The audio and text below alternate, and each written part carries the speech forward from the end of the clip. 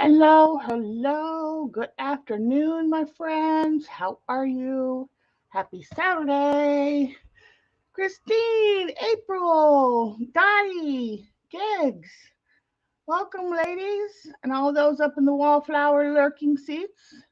Hello, hello, everyone. Can you all see me and hear me okay? Love and hugs all the way around.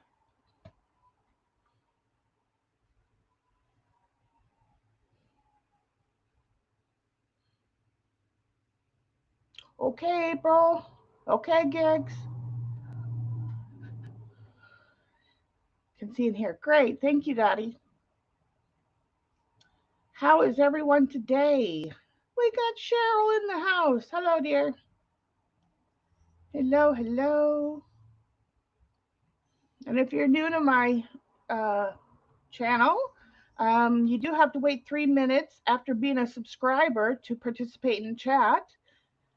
We won't bite. Welcome you all to come in and chat with us while we art today. Do a little bit of arting.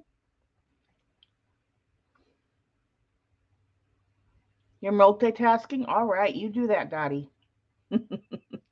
You do that.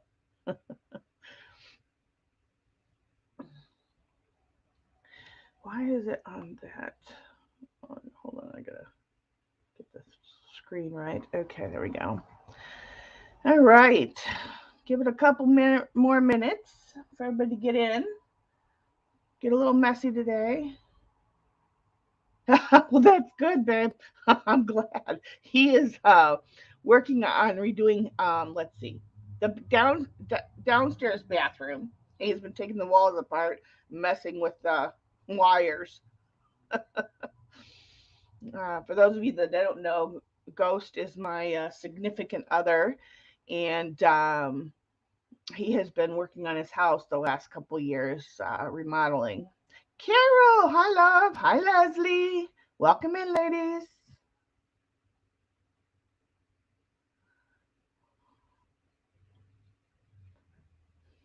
Right. Well, let me tell you about the ghost. So, in 2019, he tried to saw off his thumb. And then after that, he decided he was going to climb the ladder and he fell down the ladder. So, Dottie, you're right on track with that being careful stuff. You know, yeah, yeah. He had to have stitches in his thumb because he almost chopped it all the way off. Hila, yeah, you failed both times. Hello, hello, everyone coming in. Good afternoon. Happy Saturday. Blah blah. I know. All right. So today, I don't see Beth in chat, but Beth Andrews is one of the gals that um, is runs with our crowd on the journal making, junk journaling community for sales. So you'll see her. I see her a lot in the sales. Anyway, she has been trying to test her hand or try her hand at mixed media. She's just getting started, just getting her feet wet. Um, but she was working on ATCs the other day, and was she she was not happy with how they were going. And I need to make some thank you tags, sort of thing, for my Etsy orders. So I thought I would combine both ATC making and then cut these to make thank you tags. And we're going to do some embossing, probably some stenciling. Um, I brought out my Neo 2's that we haven't played with for a while. And just because I'm using Neo 2's, and I don't know if. Hi, Joe, right? Did I get the right? Oh my goodness, why isn't it not coming off? I got it on there really good. Oh goodness. So this is my pen of Neo 2's. But even though I'm using these, you can use any water-soluble product, watercolors, pencils, water-soluble oil pastels, anything that you have that's water-soluble. You can also use watered-down acrylic paints or not watered-down acrylic paints. Okay, good. Yay! I got it memorized now. I think. So yeah, so just because I'm using these doesn't mean that you have to go get them or use them. You can use whatever you want. Brought out some napkin bits. These are my like napkin scraps. I got in a recent order some vintage, possibly even antique pattern paper. Play a little bit of that. We're going to do some stenciling, some embossing with some embossing powder. I brought out all the different colors I had received from Miss Teresa. Love you, T. I have some gesso for stenciling. Show you guys a couple things that you can do. Yeah. So that's what we're going to do today. I also have my my stamp and my thank you stamp that's going to go on one side.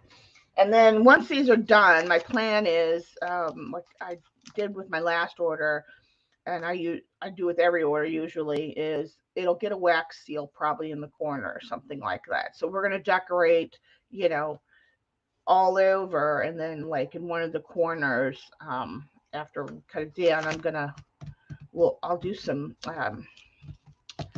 what do you call it? Wax seals. Yeah. So that's what the plan is today.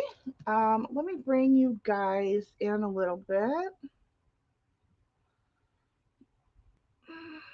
Zoom in a little bit. Come on.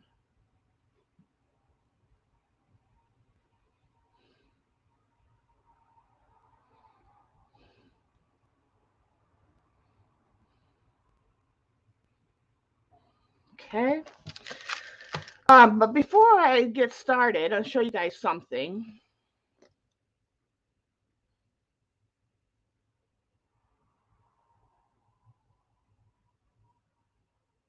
Nice, Joe. Yeah, you can use other things. You can use clear gesso. You can use regular gesso. You can use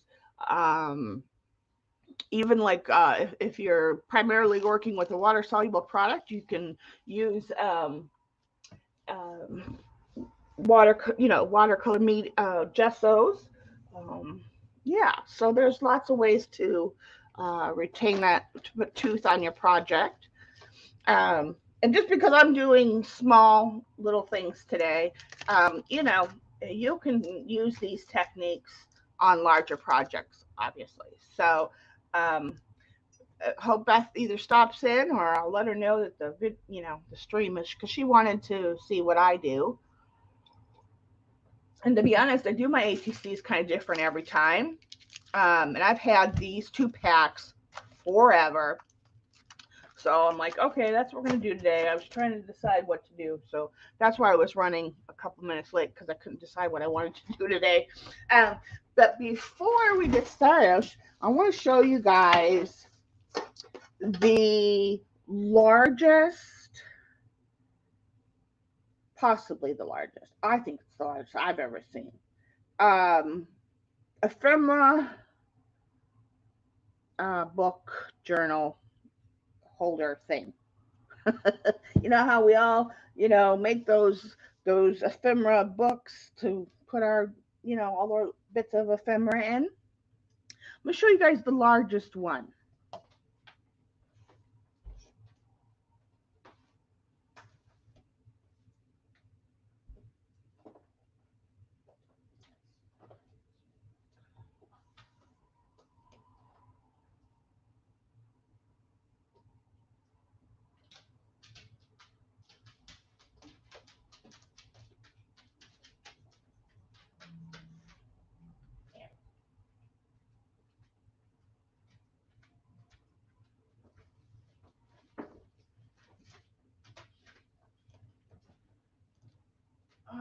Oh, that one's finished too. Okay. So, yeah, let's just do this one. So I have 4 of these now. And I have resolved my napkin storage. Oops. So this is, let me zoom out a little bit now that I've zoomed in.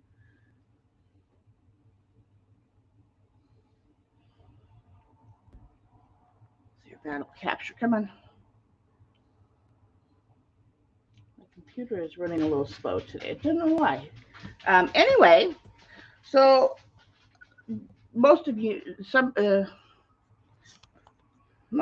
that have followed me know that I invested in to bring you guys wallpaper. And this is the wallpaper book without the wallpaper in it. And so what it now houses, I have attached a button here. And I have an elastic, wrap closure on the button. These books, the board that they use to put these books together is just really thick. It's lightweight once you take out all the paper, and it's still lightweight now despite what I put in it. So providing this, I don't know how I'm going to feel about these in the long term. I give it a go. I put it together, and we're going to see. But they're really lightweight, and they all have a handle. This one happens to be leather, so a really good handle on the back. And if you don't have something like this and you want to adapt the idea, you can use, obviously, smaller 3-ring binders, right? So I just undo the button, and then it has a, I was given this. This is like a canvas backed with a vinyl plastic on the inside. So it's mostly waterproof. And so then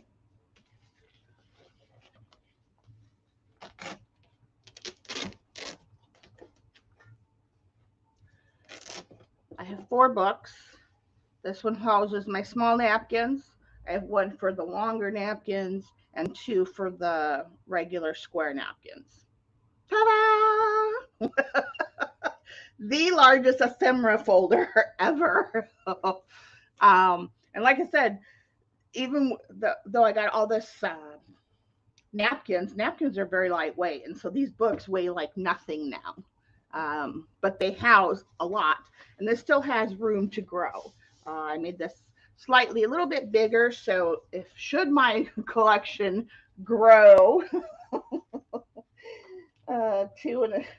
to where I need to add more, it's got a little bit of room in there. And so I put this thing that I got had some Velcro straps, so I rescued those after cutting it up.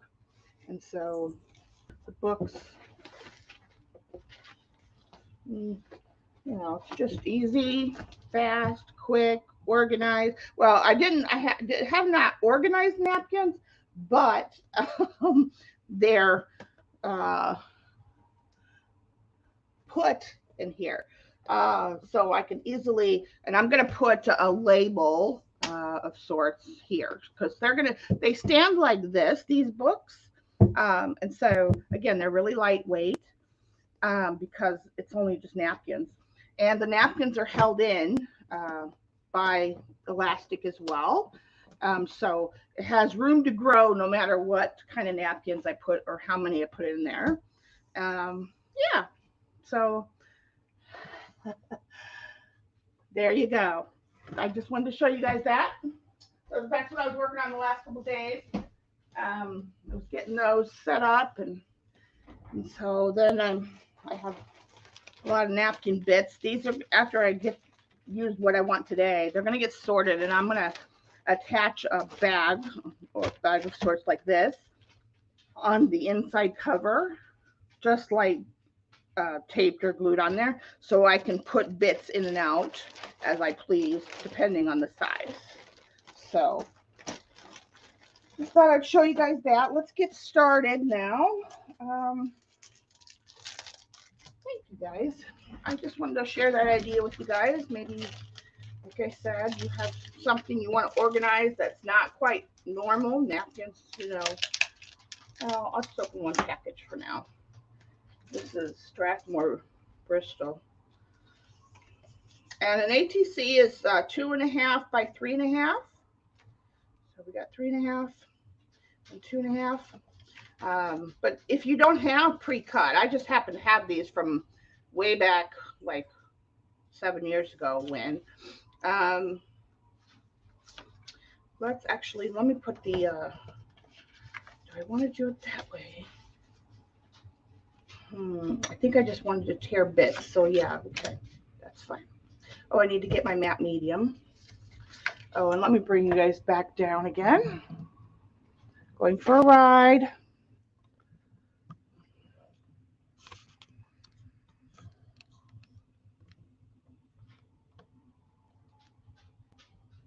Okay.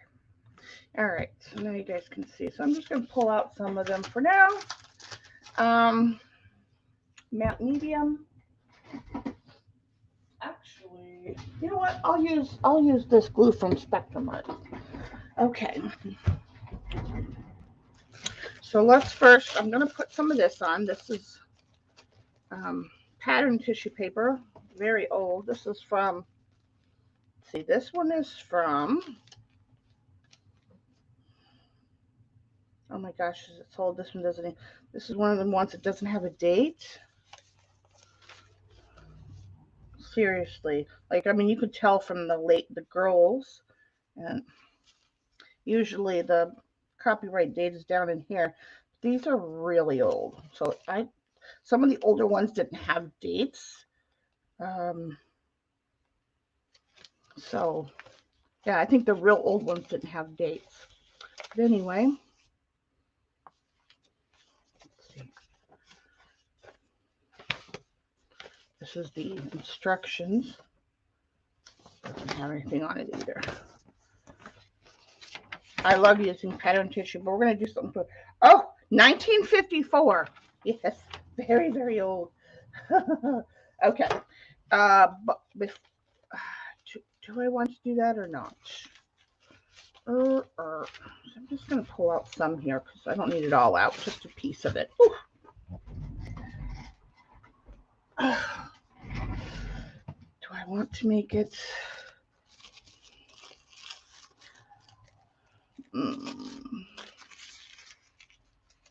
Trying to decide. Oh, that's a beautiful color. I don't think if you have very dark pattern tissue paper, you can lighten it up by putting some Daddy Vans on both sides, and it'll make it more transparent. Actually, very clear and transparent. Okay, so, and I like the ones that have like different bits on it. So this is just background noise at this point. Does not matter which way I put it. It's just background. Save that piece.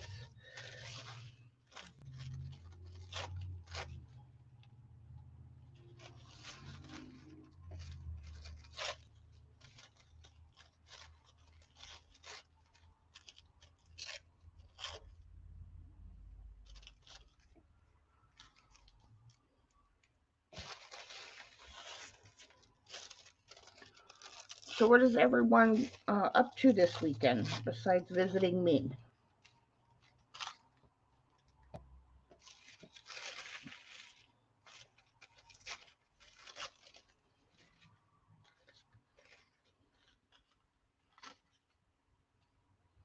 Okay. Now, when you get these pre-cut cards, or if you just using different paper, when you first collage on the front, it's gonna make the card the paper kind of lift up. Don't worry about that. You can smooth it down by heating it really quick and then putting it under some books, should you really need to. So Actually, I guess I need a little more than that. This brush is probably going to annoy me, so I'm probably going to have to get out my brush. And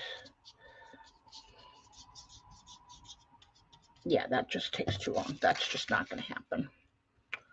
And I'm not I'm not worried right at this point if I go over the edge. I'm just going to cut them down when I need to later. I'm probably also going to sew around these. Yeah. And pattern tissue paper, if you've never worked with it, it's very nice, and it's very thin like napkins. Yeah. Okay. And I need to get a wipey and probably get out my gray mat so we have non-stick. And yes, we're going to have a lot of mess. So let me do that really quick.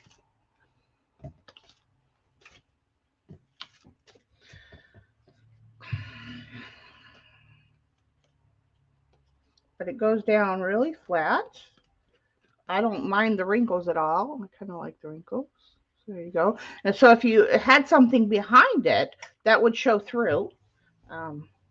There's that. Okay, and let me get out my gray mat really quick.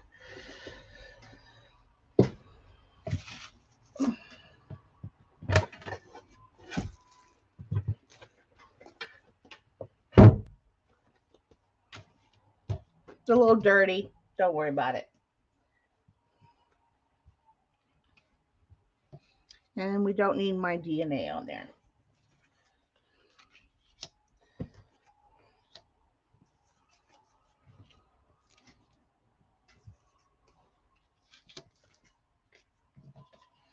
Make sure that there we go. Down into view. You guys are so quiet. Y'all must be working. Everybody must be working in the background. That's all good. I don't know.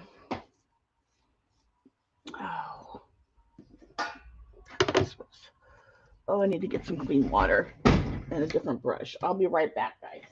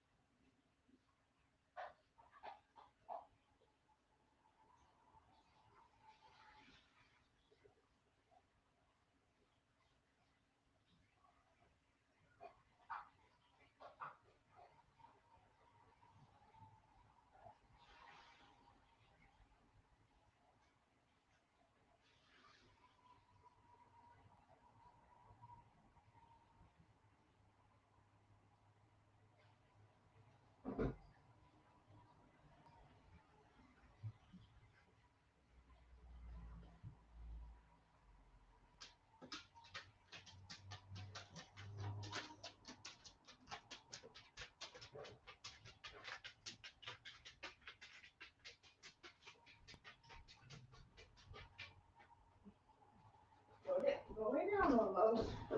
Go lay down, Loki Toki. All right. Here. Actually, let me move these over here on this side. Okay. All right. A nice clean brush. There.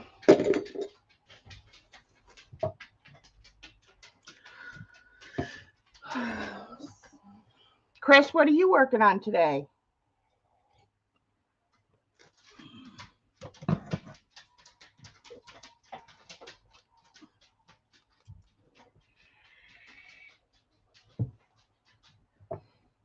Okay. I think I'm just going to put out some here.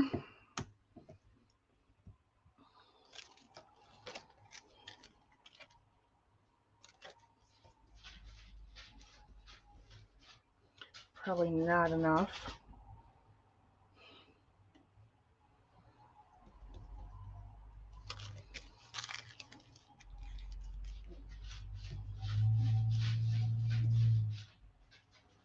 Always when you're doing collage in this fashion, not like collaging on a masterboard, but mixed media collage, make sure that you know, do over and under.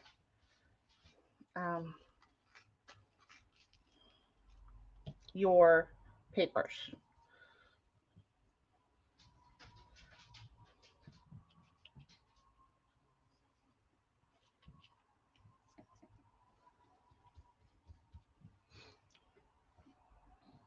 Hi, Diana. How are you, dear? I'm going to pour out some of this on my mat. And I might even water it down a little bit. If you have uh, an adhesive, aka glue, um, that's a liquid form. If it gets where it's too thick, you can just water it down. Let's see. Let's put this one this way.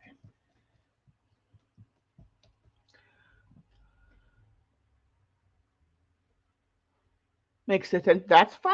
I did not know Tim Holtz was on today. I should have looked. Probably could have went later, but that's fine. Grandbabies will be here a couple hours. So it'll be a full house today.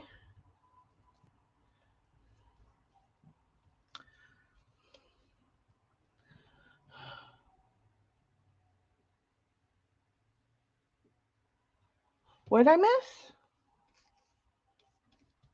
What did Daddy do? Oops. I'm on StreamYard, so I don't always. It's like weird the way it.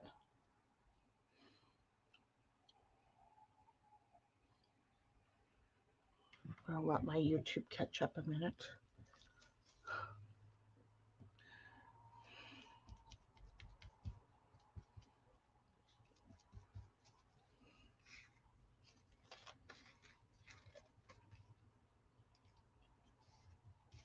Okay.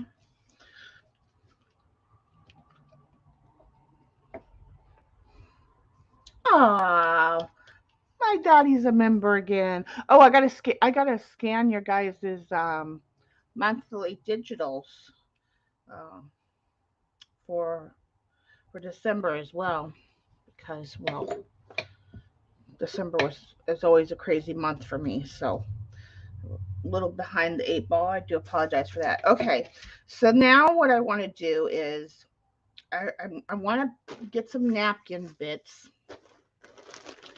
and I'm not really thinking about a theme or anything like that. Um, just gonna get some bits and pull out a pile here, and let's scoot this over, put that over there. You know what? I'll wrap it in this. Um, I'm okay. Got this in an order. Oh, nice, Cheryl. Fun, yeah. Her 9 months, yes. Okay, so let's get something. Oh, let's use this one. This one's a pretty napkin. Go for a little bit of pink here. Okay. Um, and I'm not going to cover the whole thing, but I kind of want to get an idea. Let's just do this big rose here. Um,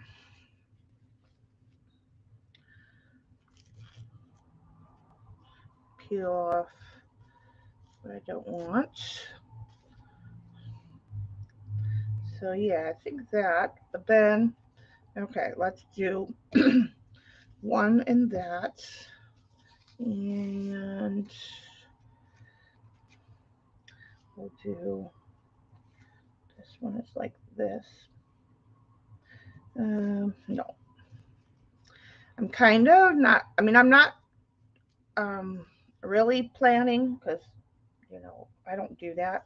But I'm kind of auditioning, you know, stuff that might work. Maybe if I put it this way, but then that's upside down. Okay, whatever. And then let's do whatever. I'm looking for smaller images too, right? Because this is a really small space. So I only have so much room. And oh, maybe a half of this sunflower. Will that look okay? No, not that one. But I can take this one.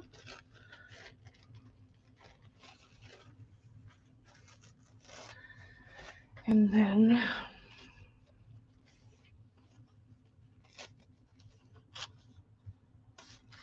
we can do maybe do like that. Okay, so that one will go like that. Halfway on there. Or, oh, you know what too? We could put it halfway like and one like that. Yeah, that will do. We'll split that. And then make sure I'm not missing chat. Oh, you even have your screw. They're just in a pile. Some of them I haven't put in the books yet. Most of all my napkins are in the books now, but there's some still that I have to. But it's really just a pile. It's in a big Ziploc bag, and it's just a pile of. If I've had any, like this one has only 3 panels left on it. I could technically put this in one of the books that has this size, but I figure I want to try to get through my scraps when I'm doing something like this. Yeah.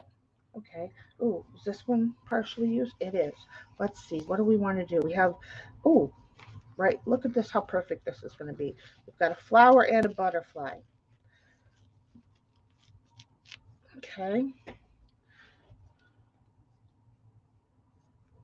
Oh, are you talking about the books that I showed? Are you live? Are you alive?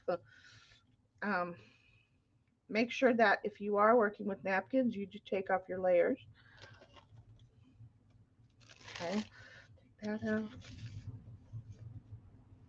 And I want to say a big thank you to those that have donated this month for St. Jude. You guys rock. Maybe change that. And this looks like it needs to come down. Okay. And so I want to put the butterfly with it. Maybe. Just like that. Okay, now we need something for this one.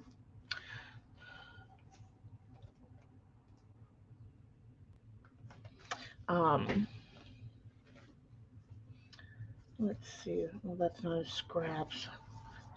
Okay, let's see what else I got in here. This one might be fun. I like the designs in this one. Just going to pull out a piece of this.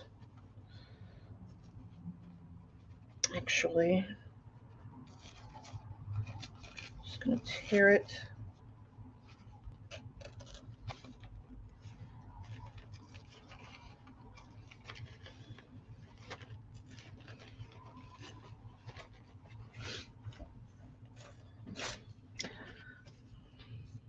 The fun, nice thing about napkins is they're easy to work with. They're very lightweight, very thin. You just have to be careful with them. You know, you got to be gentle when you adhere them.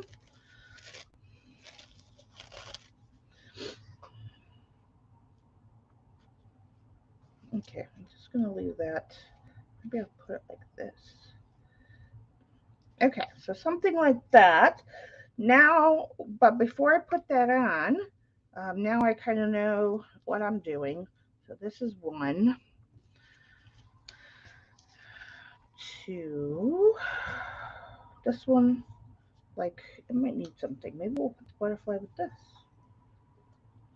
Oh, maybe. Okay. 3, 4, 5, 6. Okay, we'll put those over there for now. Then, yes, you're alive.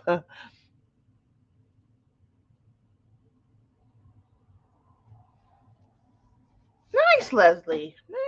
Nice. Okay. Before we do that, now I'm going to do let's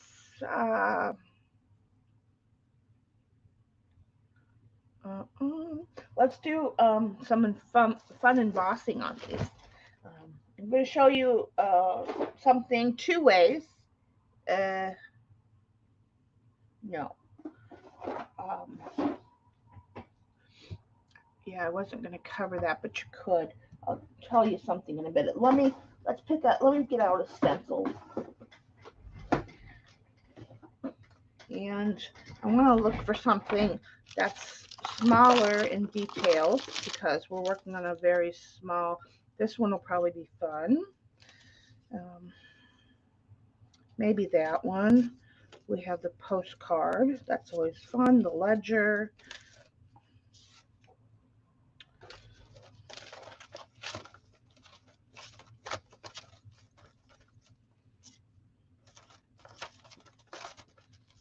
Music notes.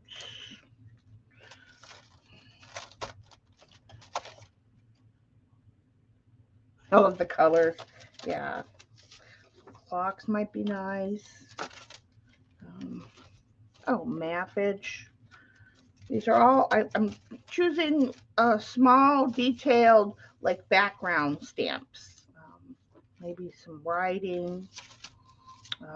Oh, this is actual, this will look like pattern tissue. So, might as well pull that one out too. Um, and, there's all kinds of things you can do with ATCs. You can stamp on them. You can stencil. You can make them 3D dimensional with your choice of decor. I personally am just using a lightweight design, but don't be afraid to, the thing is about mixed media, here's the biggest thing to remember about mixed media. Layers, layers, layers, and more layers. And if you don't like it in between, you got to work through the uglies. And that means you may need gesso to help you do that. So never be afraid to play, play, play. It's about the process and learning what you like, what products you like to work with, deciding how dimensional you may want the project that you're working on. And something you do on a small scale, you can do on a large scale, and vice versa. Um, yeah. So, but the key thing about mixed media is your layers. Work your layers. Decide on a color scheme. Oh, these are some numbers. That one would be fun. Here's another smaller one. But yeah, the biggest thing to remember is just layers, layers, layers. Because once you put something down and then you maybe bring in a little gesso to push it in the background, something else will pop up and something else will pop up. And then the next thing you do, something else happens, So, and if you don't like it, it's a piece of paper or something that, you can either rework later or you can throw it in the bin. There's always choices. Right, Christine, right. Absolutely. So I just got a good bit of stencils here. And so the first thing, let's do some embossing. I have all kinds of colors. Um, so I'm going to probably choose something. Let's see. This is chili powder. I'll kind of go with that. Um, oh, there's an orangey. What's some terracotta? Maybe. What's this one?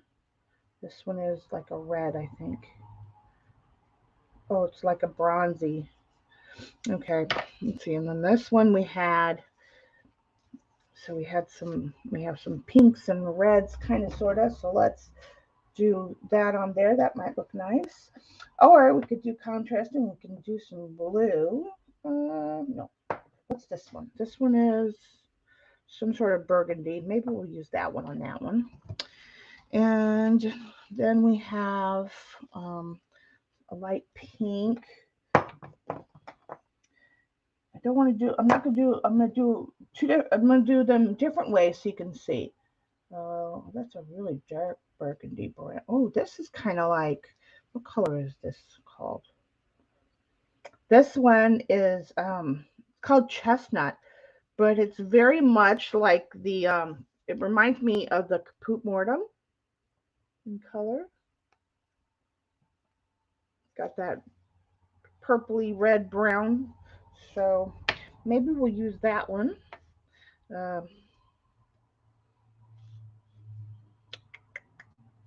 not on these, but let's see. Yeah, you know what? I'm just going to do that, but we need to, both of these can get that. Okay. So then let's pick out stencil.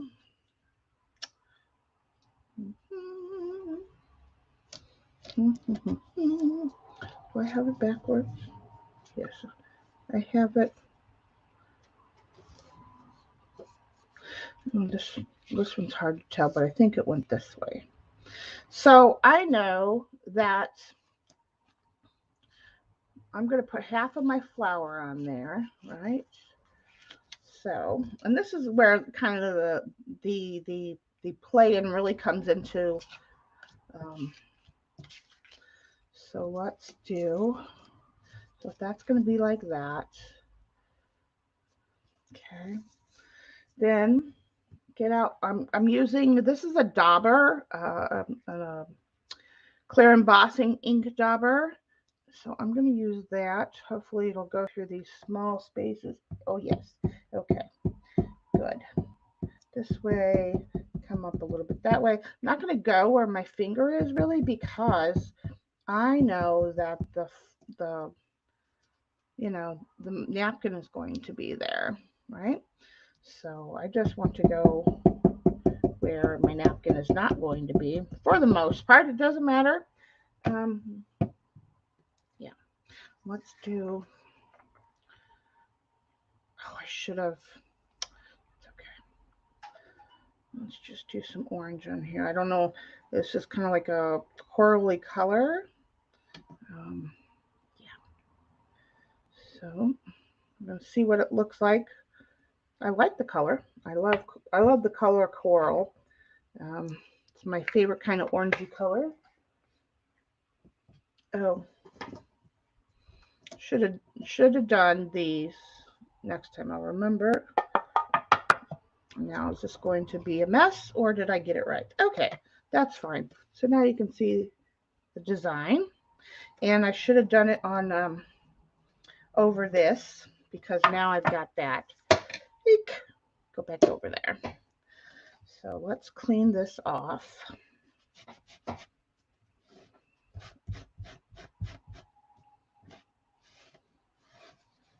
Since I've decided to make a right royal mess of it.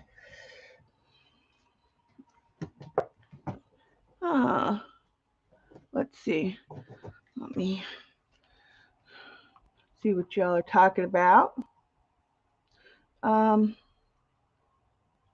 yes, very much about the process. Oh, Leslie, I'm so happy. That makes me very happy. Right, gigs, mod brain. The cat can answer. I love that stencil too. And using smaller stencils on a smaller space, obviously the scale will be right, but that's not to say that you can't pull out a bigger stencil that may have a smaller design on it, or even something with like a medium design. Okay, so I'm gonna just trying to get, this has embossing and powder is like a glue, um, so we want to make sure we get that off our stencil. All right, so that one can go over there for now. Okay, so then, nope, wrong container, this container.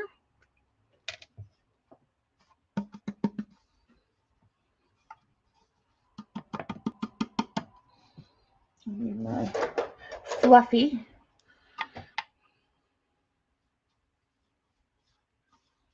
Get that out of there.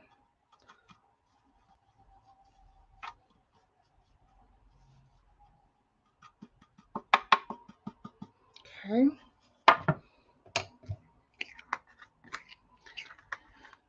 My sissy poo. Love and hugs, dear. Okay. Oh, I didn't take the I didn't take the plug out of the.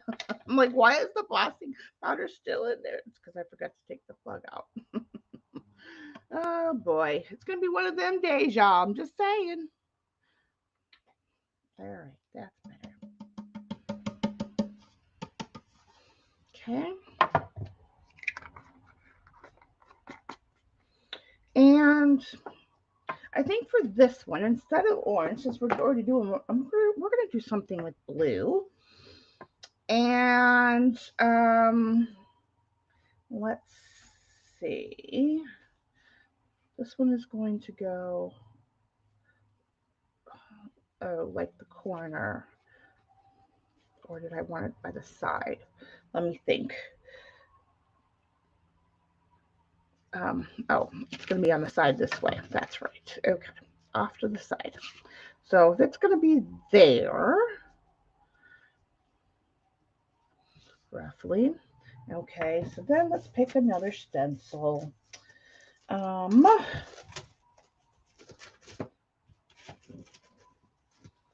Let's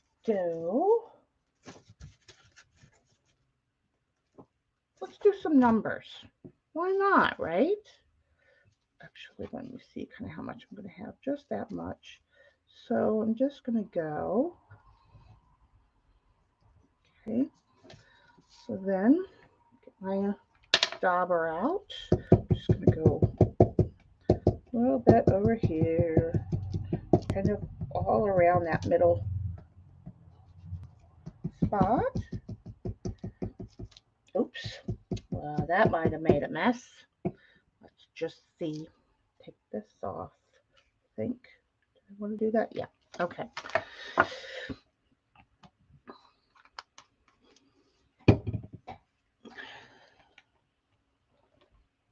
Went back to bed for a long. Oh, good. You got a nap in. Do you feel better? What is with the toppers on these? It's not. Or is it? It doesn't got tape on it or anything. Like, why is this? Well, these are never. These will never. I will never have an accident with these. So in theory, the powder should just go where my embossing ink is at. Theoretically.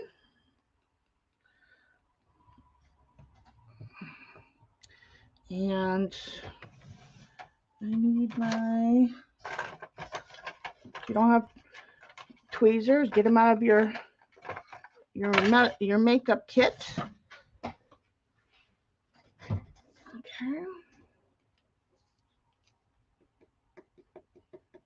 Oh, not too bad, not too bad.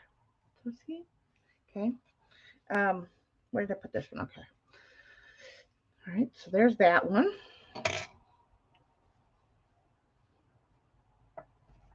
Is it gonna fit in there? Oh, it does. Perfect. Perfect. Now, if you're embossing on a large project, you will want to put down your what do you call it? Your duster, embossing buddy. That's I have one. It's looks like it's a little like sack with powder in it, but it keeps the embossing powder from sticking where you don't want it. Okay, but because I'm using a stencil in a small area, it's not necessary, but just keep that in mind. Okay, and then me get, where is that? Oh, just gonna wipe the glue off really quick. Okay, now this one, I'm gonna use this on, and let's see, let's use the this, and it's going to be this little guy. Actually, no, let's use this, something with a little bit bigger. Okay, so if it's going to go like that, okay, all right.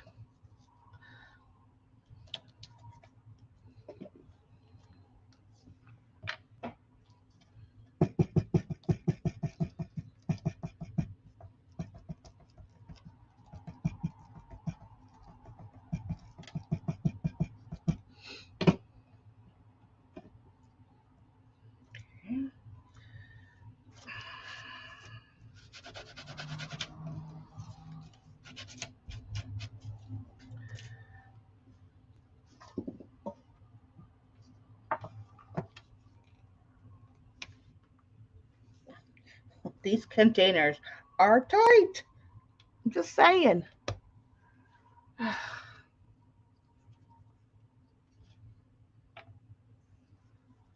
Oh, it has some in the,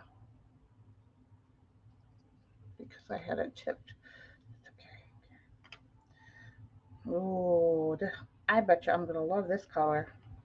It's already pretty and it isn't even embossed yet. Just saying.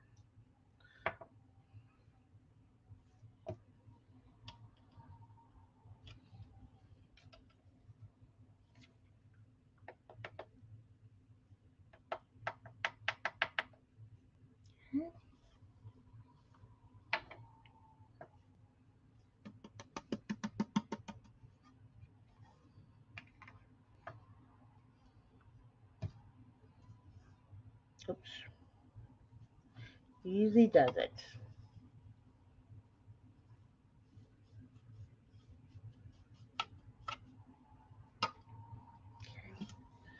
That over there. That over there. Done with that.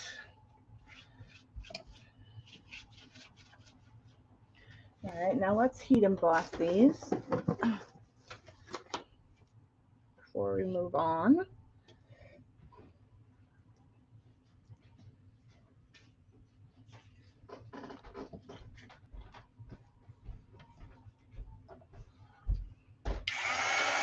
Always heat up your heat gun before you come to your embossed project.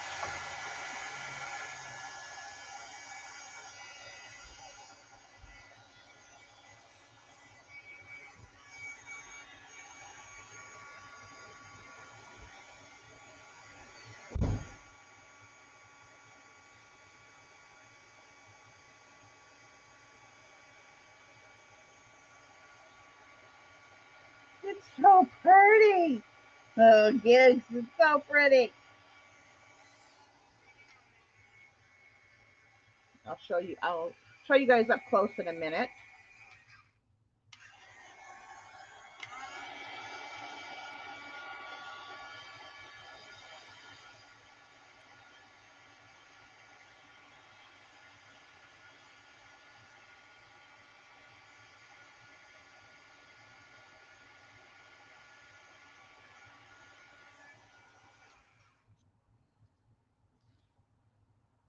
Remember, it's the embossing powder. Don't touch it right after you, because you will burn your finger because it's still hot and cooking.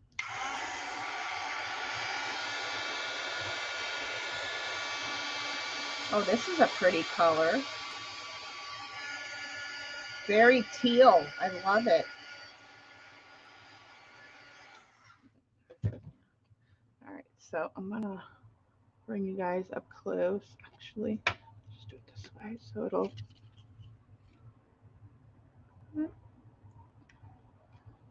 Look at it. It's so pretty. Okay, and here's this one. Come on, focus, you freak. And then this one, my favorite color. And it did make a mess in the corner. I'm not worried about that. It's an ATC card, right? So, yeah. But that's why you want to use the powder if you're doing a larger scale project, so you don't have that. Because the powder will make sure that if you don't put any glue there, then it's not going to stick. So, and the powder helps with that.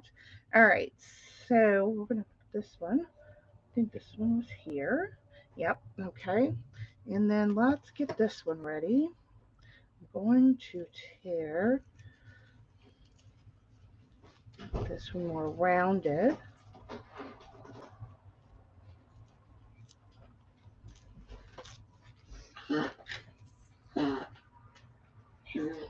Yeah. Do I like that now? Oh, wait. Do I have it right? No. This was the first one we did. I do like that. But I think I'm going to work with, where's that napkin? Let me do, Let me pull the napkin again. Where did I put it? Oh, it's in this pile. This pile of scraps. I want to get that whole, the whole bulb in there. So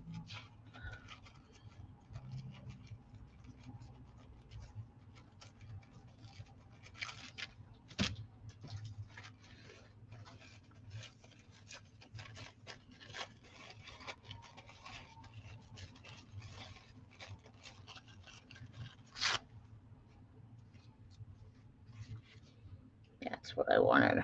Okay. Okay. And then this one, I might be able to still use this. Yes. Okay. All right.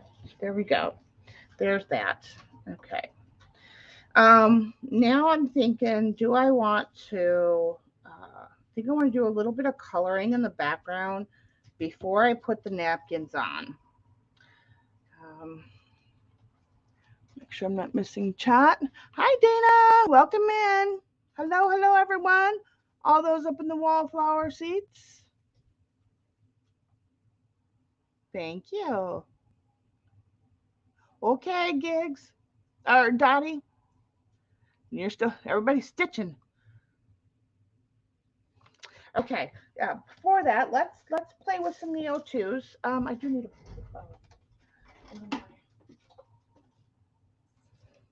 Chibi doesn't matter the brushes that I like to use with these because I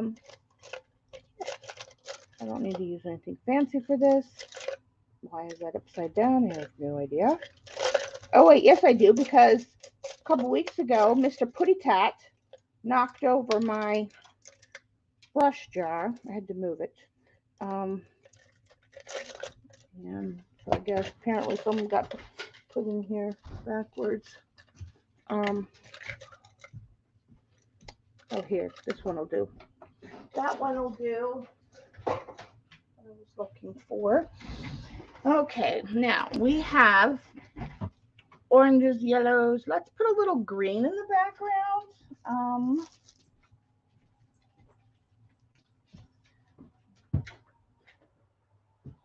It's moss green.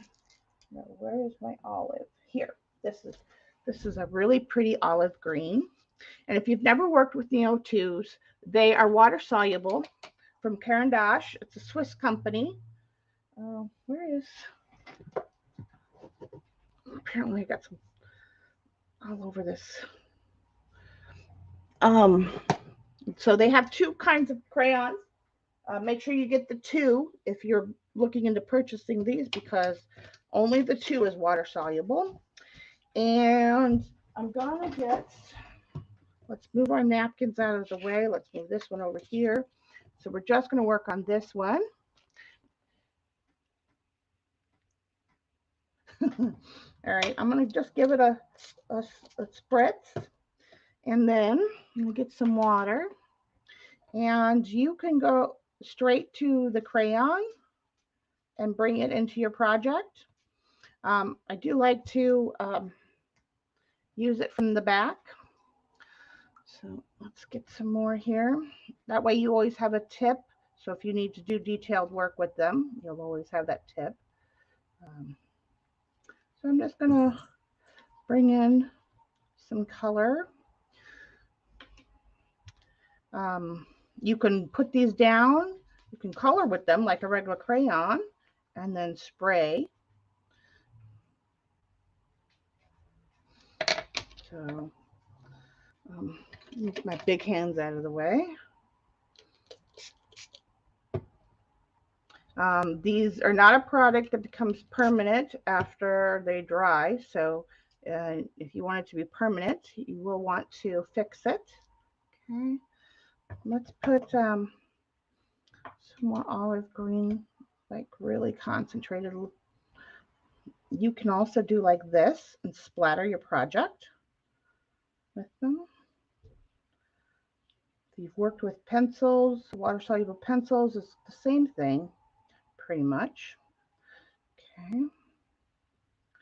All right. I think I like that. dry that.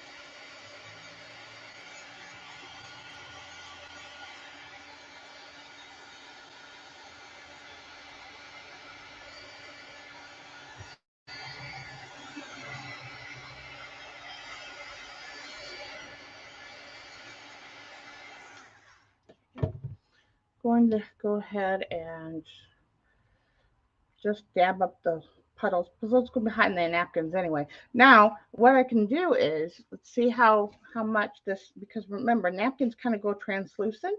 So on this side where it's going to be under the napkin and behind, I'm going to put a little bit, I'm going to do my little gesso trick. Same like I do. Again, I'm using the same techniques I would use on an art journal page or one of my designer bags or whatever mixed media. And I'm just going to bring in a little bit of gesso. That's going to be underneath the more clearish or whitish part of the napkin.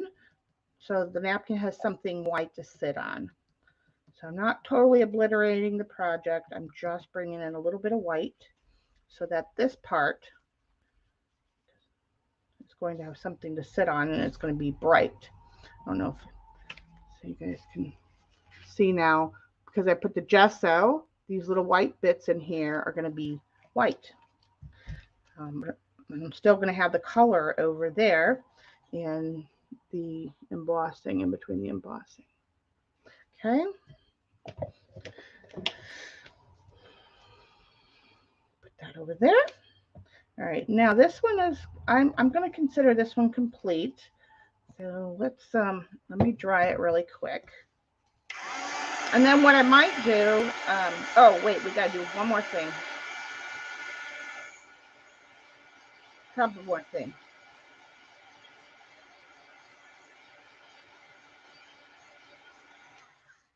Okay.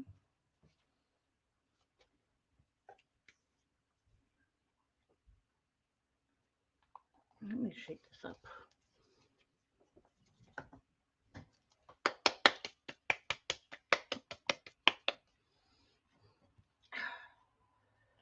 That's better.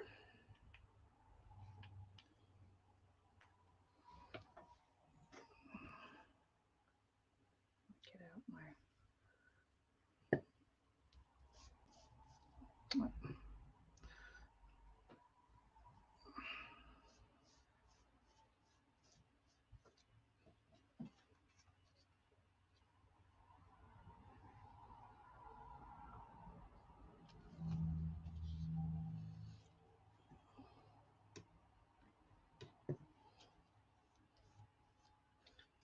Again, just be very careful, very gentle. Not careful, just gentle when you're working with napkins. You don't oversaturate them and then end up tearing them.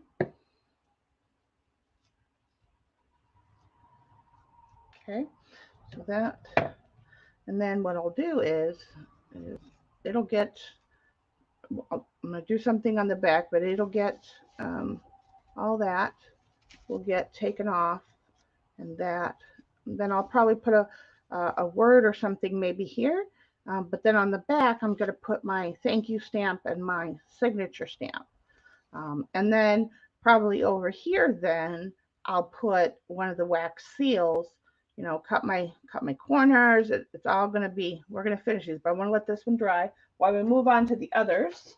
Put that up there. All right, so this one, I'll do the same thing. Is that upside down? No. Okay. All right. Put the green away. If you're working with these, do let them dry before you put them away so that you, don't grow mold on them. What color is this one? This one is, I think this is the one I want. I need a piece of paper, regular paper, so I can see the colors.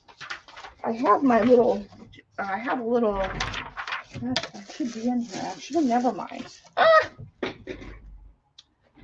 Drop my crayon. Oh, I think this is the one I want. See, I have little swatch squares going for like a teal bluey color. Let's see. That's nice.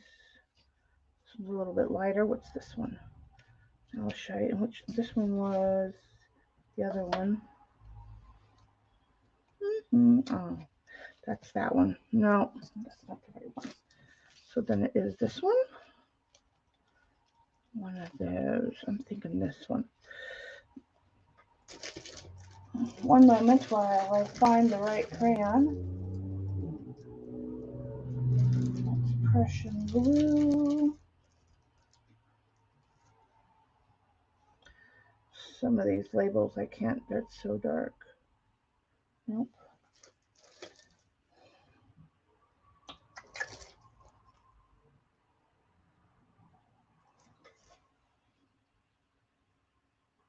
Ah, here it is. Third time is a charm. Where's my brush? You need to go in there. I need water.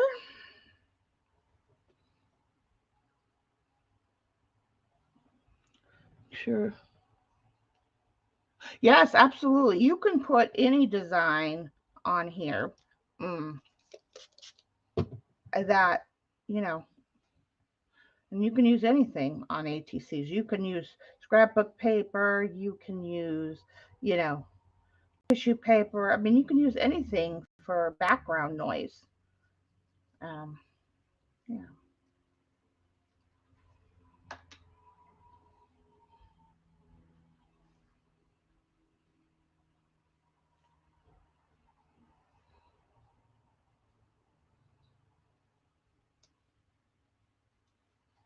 And it doesn't, you know, and when you're doing it like this style, where you just kind of put, it doesn't have to be perfect. So you can jam these out really quick. Why is that leaking?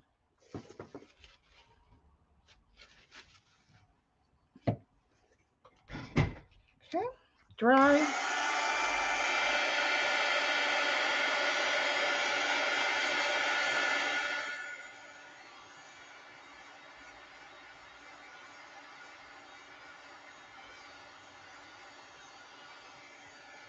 Me either.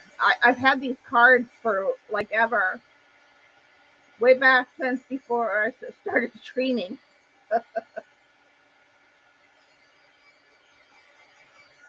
That one over there to dry. Again, I'm going to check my opacity. So I know I kind of need a little bit, not much, because I didn't put a lot of color or that behind, but I'm just going to come in here, just using my finger, and I'm just dabbing.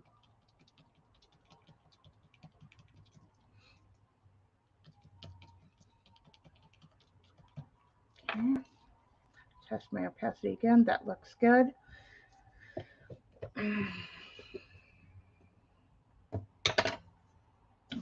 Really quick dry. Okay.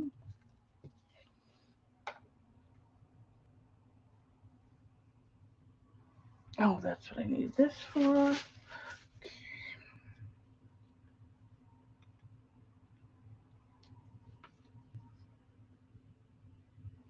And I'm just using this glue because I want to use it up.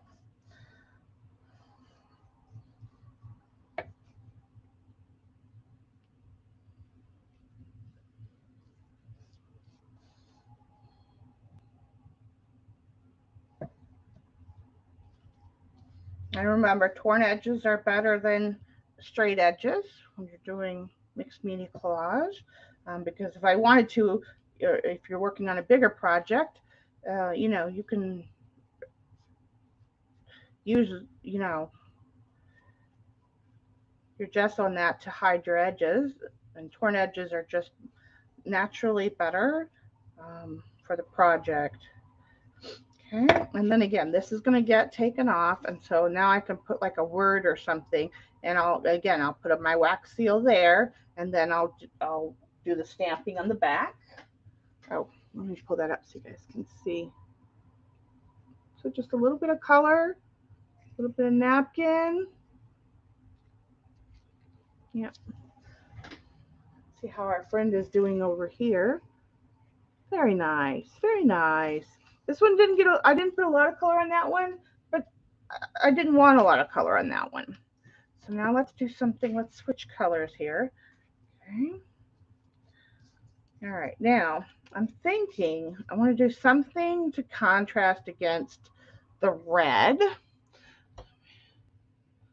you guys remember Emma the Mad House?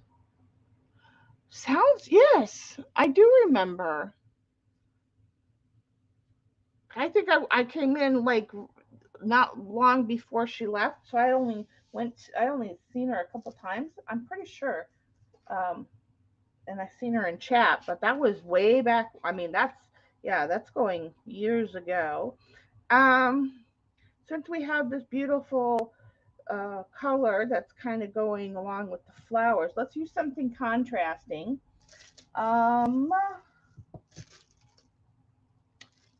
Let's bring in maybe a gray. Let's see, where's my color swatches? Something, or maybe something vibrant. Yeah, maybe something not gray. And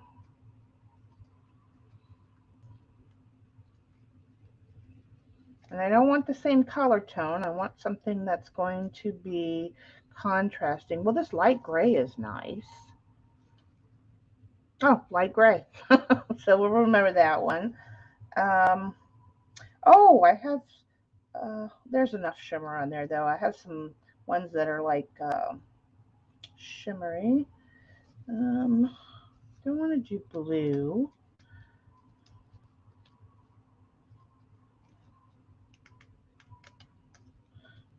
I kind of have these in color order. I'm just kind of seeing what's going to catch my eye. Okay, I think I'm going to go with that light gray. It's really light, but it's going to bring in like that, I don't know. It's going to bring in the contrast. So this is beige. It does not look beige. Just so you know, it does not look beige. It looks grayish. But it's called beige. Just saying. This one? Nope, that's regular gray. Maybe this one? Light gray. Okay. And this one, you can do it two ways. You can either scribble and then water it down, or you can just dip the tip of your crayon in water, and then you can come in here and I'm just going to I want to get between the lines a little bit. And if this is too light, we can add in a darker color, but see, it automatically, as long as it's wet, it's going to release color. These are very pigmented. Again, they're from Caran d'Ache, which is a really good company for their art products.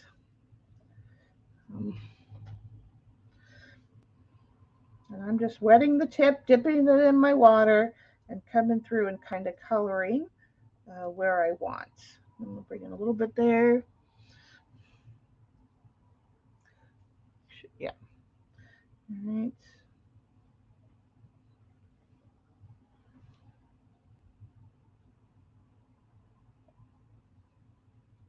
And the other thing about mixed media, when you're doing something where you're coloring, bring your bring your color a little beyond where you want to be, unless you're doing very detailed work.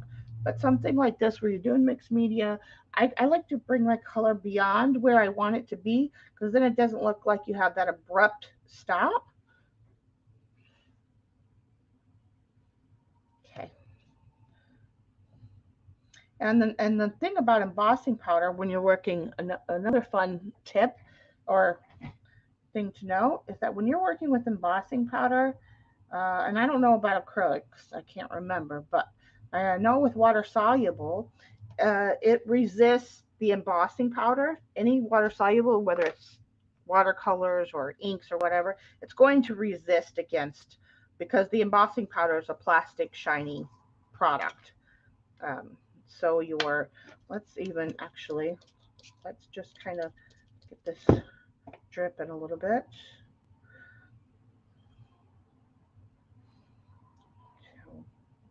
Okay, now I'm gonna dry. Be careful when you're drying your project that already has embossing powder on it, because any kind of heat will re-dissolve or heat up the embossing powder. So keep that in mind as well. So,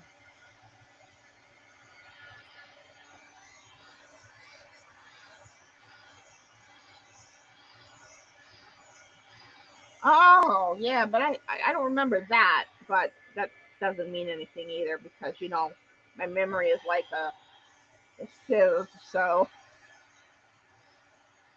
yes, you do, Juice, Sissy Pooh. I pull these out a few times a year. Not I don't do them enough either, but I love them. Um, yeah,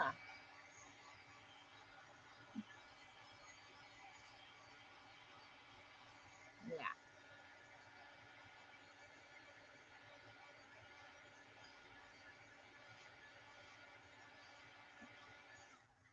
Okay.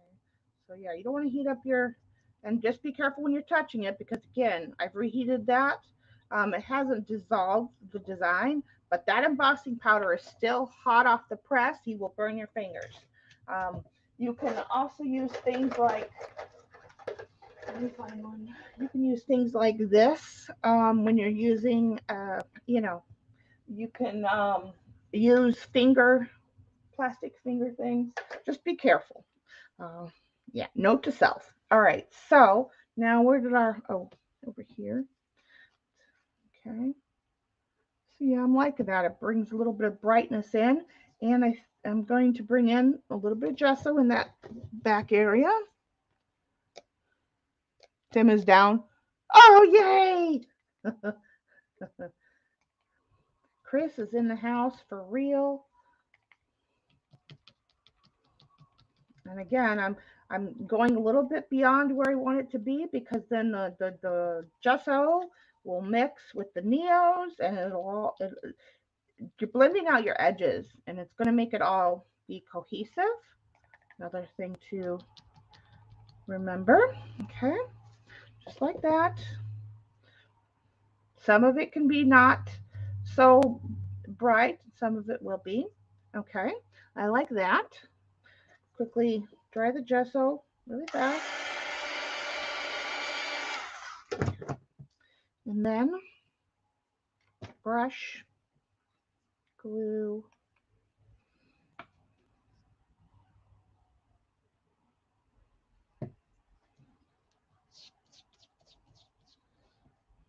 and I'm taking it slow just so you guys can see, but you can use dry product too on your ATC. It doesn't have to be, you don't have to use wet products. Use your scrapbook papers and stamps and all of that. Stamping in the background is another thing I like to do quite often when I'm doing maybe ATCs or whatnot.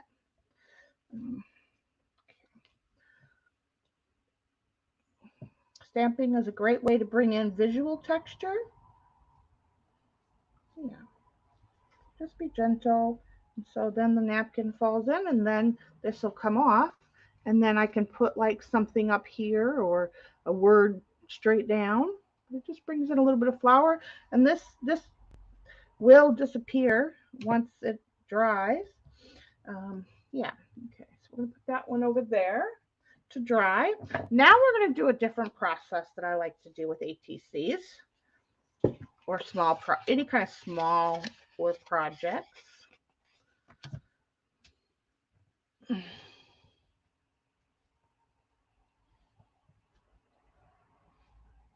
Okay. Let's do it with this one because I think you guys might get the biggest. Or wait, this one. Let's do it this one because it's more abstract. Okay, so what I'm going to do now is first I'm going to pick a stencil that I want to use. Maybe the postal. Postal?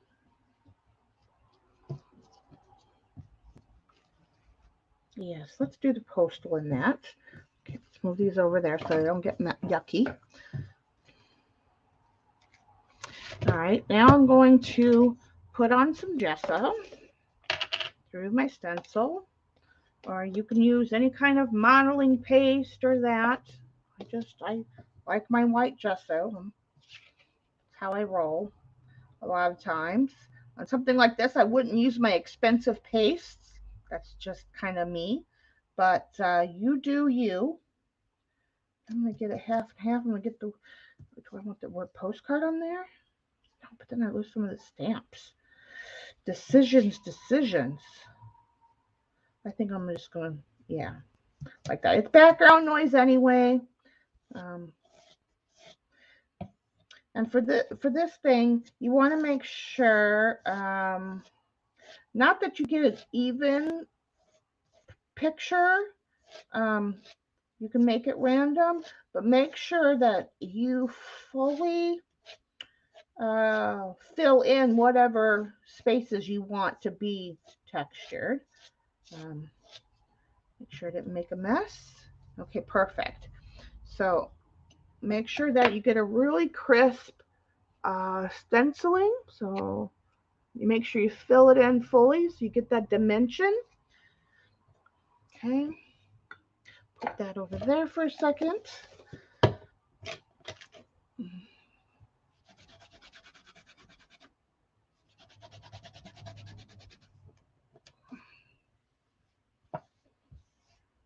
Should have really put that on paper. Oh, I always forget to do that. So I don't waste it, but whatever. Okay. Move that over there. We'll use that stencil as also. We'll use this one too, but whatever. All right, so then let's see.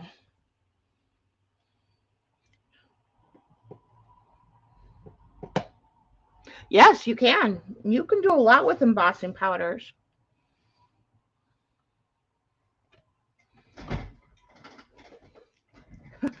And hello to anybody that's up in the wallflower seats that's just coming in. Okay, I'm going to dry this. You want to give this a full dry. No partials, completely full.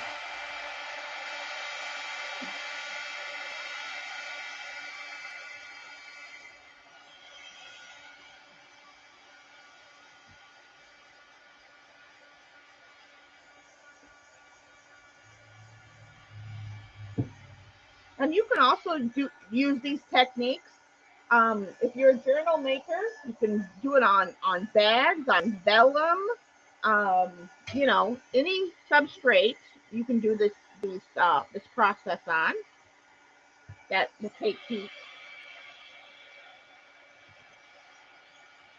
And my stencil was a little dirty, so it's got a little bit of gray in there, which is fine. I don't really wash my stencils unless they're like really got, you know, something yucky on it. But if it's just color, I don't wash them. Whatever happens, happens.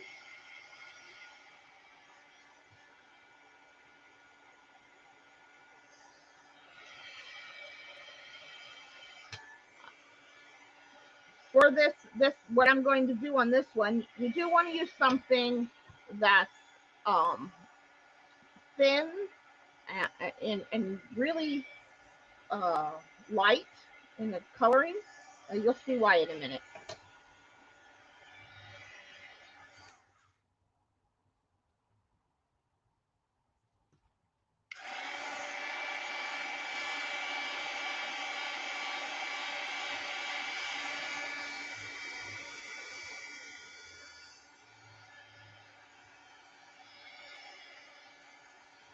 You need to go up there. You're irritating me now.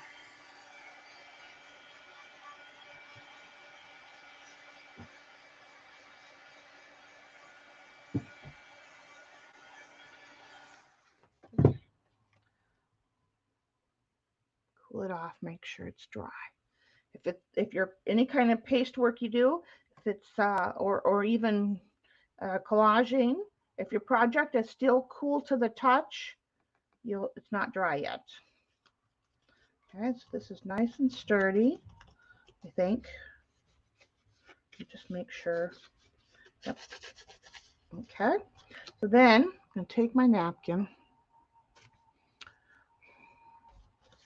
And do I want to do that?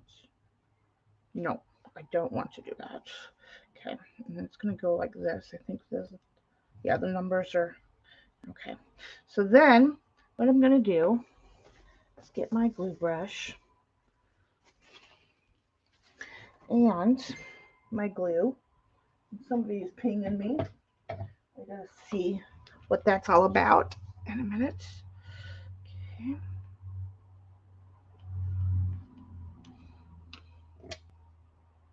I'm gonna just pour a little bit of this on there, and then I'm going to just kind of put glue everywhere, just so it's got some. Okay, and then I'm going to put this on there, and I'm going to use my brush, and you want a soft brush for this, and I'm just going to put this down, and you could put color too behind this if you wanted, but I'm going to pat this into the design, and this makes the napkin really become part of the design. You'll see in a minute.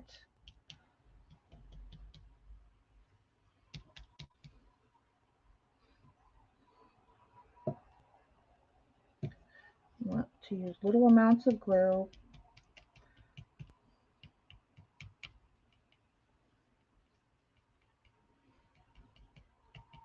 And you want to pounce more than rub in this, yeah. You want to, so you don't rip your napkin, and also it helps it, you'll see. You'll see. All right. I'm going to dry this one really quick so you guys can see.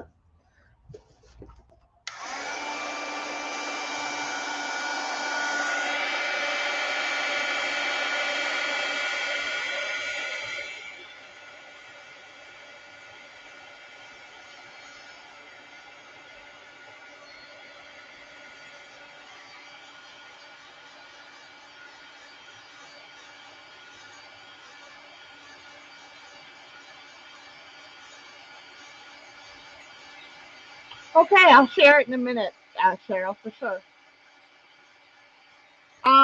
No, this is a glue product that I got from Spectrum Arts.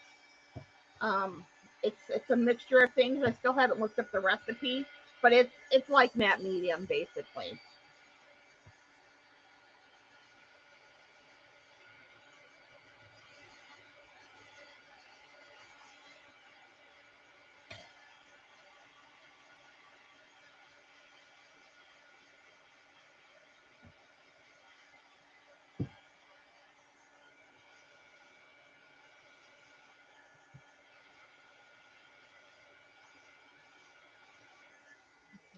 Now, before I do anything else to it, I'm going to fold this over so you guys can see now how the napkin overlaid on the paste, it all becomes one, basically. You can see the post word behind there. If I tilt it just right, you can see how the napkin overlaid against the paste there, all the stamp, all in through here. So now it's like if you put the napkin on before the paste is going to cover up parts of the napkin, or tissue paper. If you want it, you need to use something that's thin, obviously.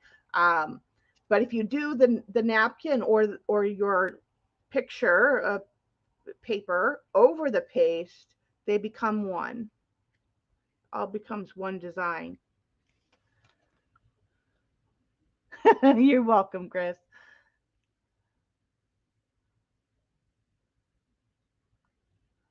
Some humming songs. Ah, but yeah, so that's a trick I do quite often when I'm making ATCs, because it's now if I want, and since everything is nice adhered and dry, I can come in with some color. So what color would you guys like to see on this ATC? We're not going to put it everywhere, but we are going to put some color on this. I like it just as it is, but I also want to add some color to it too. So that's you make one with and one without. But what color? I'm not going to tell you what color I'm thinking, but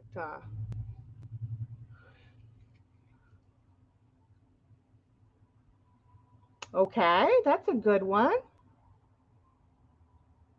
Hmm. Could do the bark pencil, absolutely. Anybody else?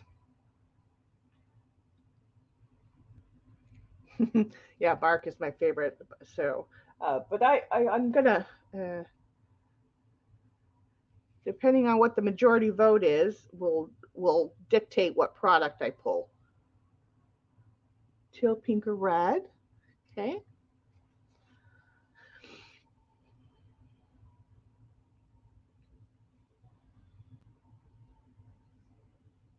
The blue.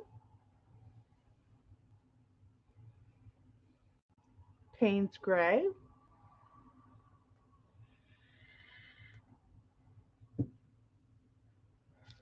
Well, we're gonna do the other two like that as well, but I think I'm gonna go with the walnut stain.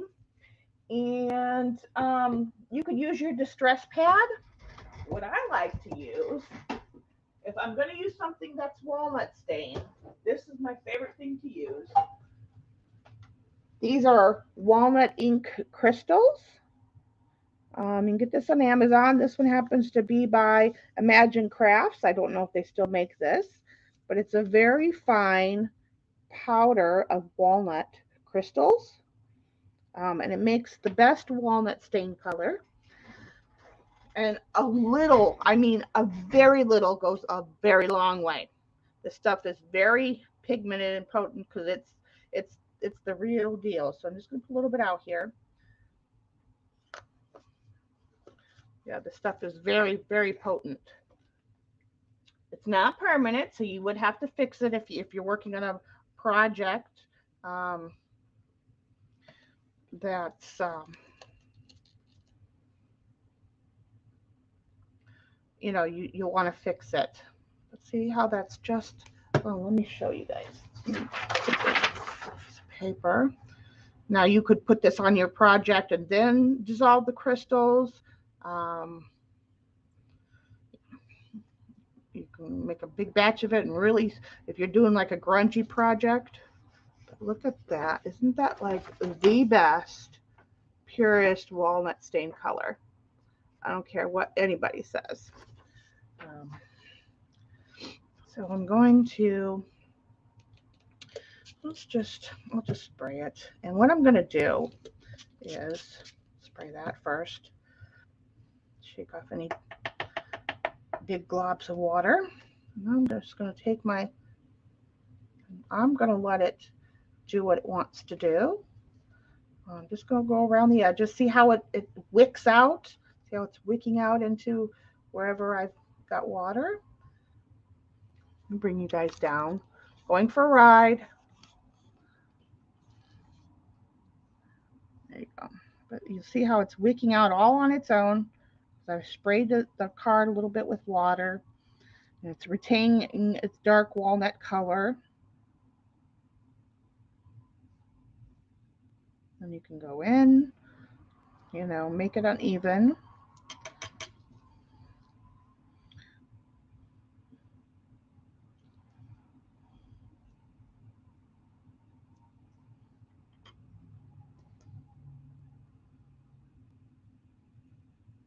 Yeah, Lindy's Magicals, of course. Absolutely.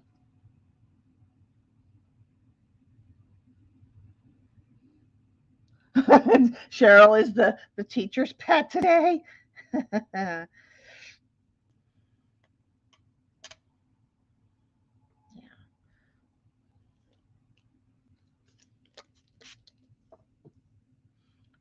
yeah. This tiny little few little crystals I put down is going to continue making color forever. Stuff really goes a long way. I've had this jar of crystals for years, and I've used it a lot. Um, yeah. Um, Now what I might do is just kind of give it one little spray, see what happens. We twist a little bit so it goes.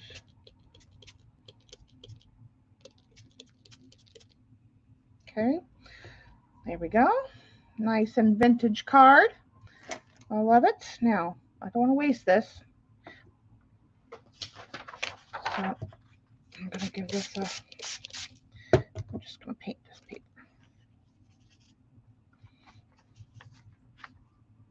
And it does work like watercolors in that you see it whooshes and wicks. That's one of the things I like about this using the walnut crystals. Um,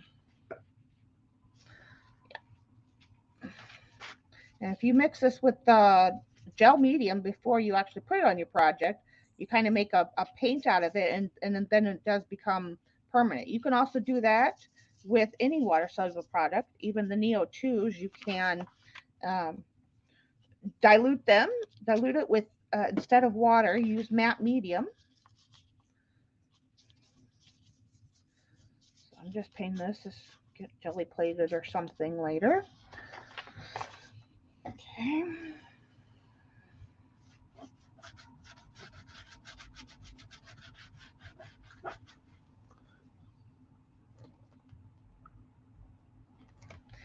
Okay, now I'm going to dry this.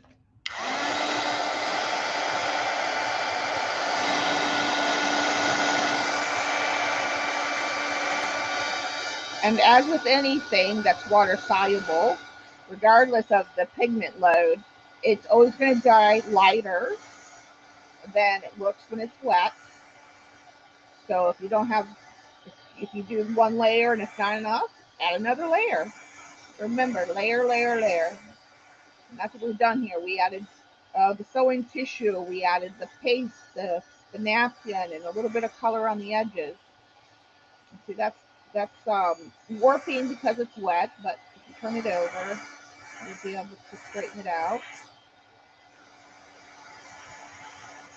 See if it starts to go down. You get more flat, or flatter, more flat. What language is that I spoke today?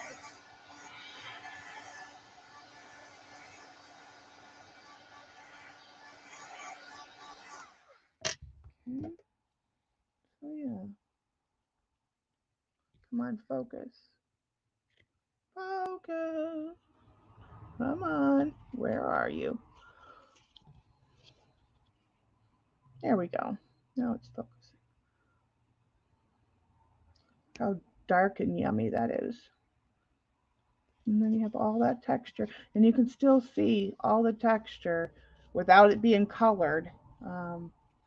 Yeah. So there you go. There's another technique. Now we're going to do the other two. I'll raise you guys up a little bit. Going for a ride. There we go. Okay. Now let's decide on these two here. This one is just going to get a rose kind of like there. So let's pick something to go with this. Did we do this one? Well, no, I know I did it with the embossing. So let's see what else. Let's do something like this. This is the ledger. Oh yes, let's do that. And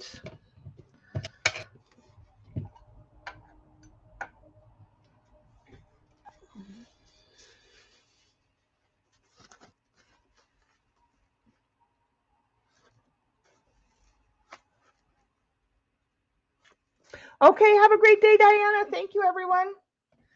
Okay, so let's do this. Okay, and want some of the words, some of the numbers, and the ledger, a little bit of the ledger part at the top. So I'm just going to place it just like that. And again, I'm going to, oops, I gotta hold it this way.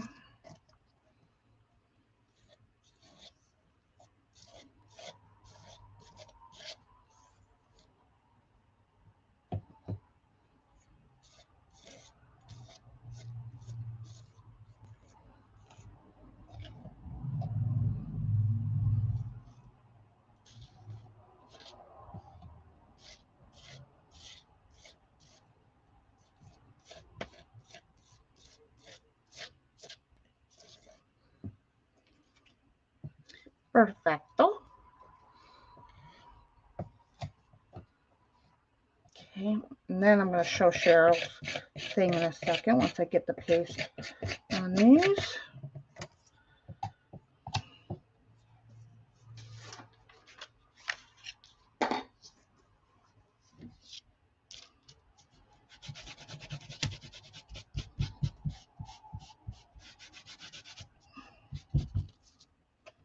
Got a little bit on there. That'll be a fun page at some point. Okay.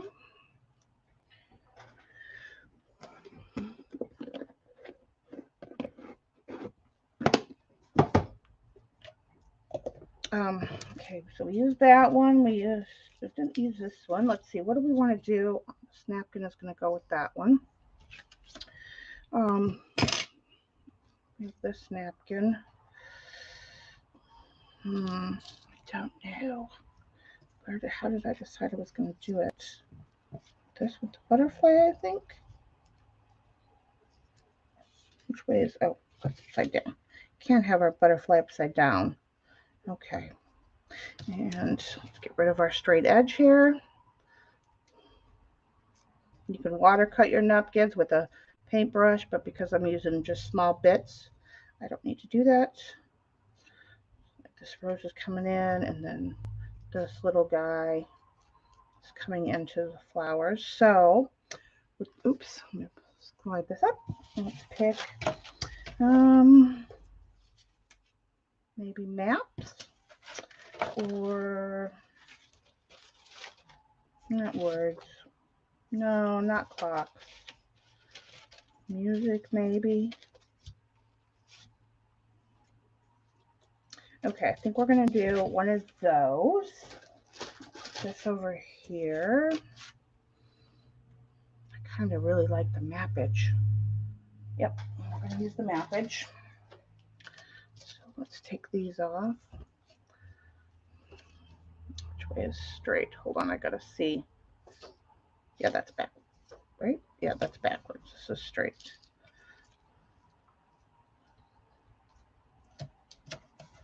Yeah.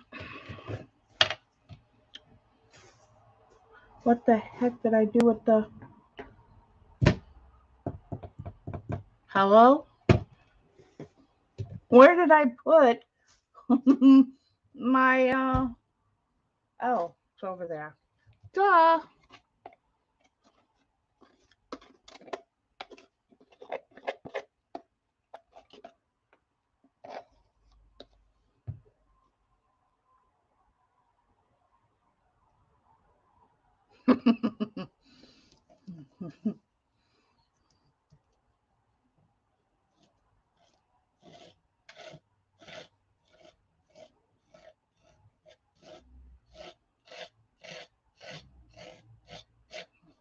Sorry about the scratching sound, but I want to make sure I get a nice, level, but full stenciling. So you guys seen what I did. So the reason why you want that is so that the napkin really binds itself around all the spaces in between. Perfect.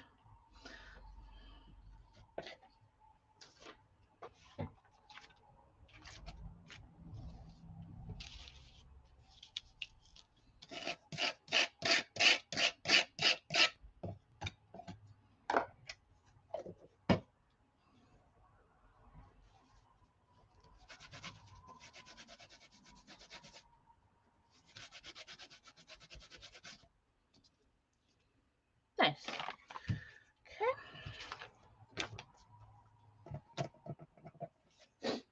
All right. Full dry. Okay. Start thinking about colors. This one is going to be the pink, and this is going to be like the pink and reds. So start thinking about colors you guys would like to see on these. Here's the flower, very vintage kind of colors. And this is a piece of that one, and then we've got the red and brown butterfly.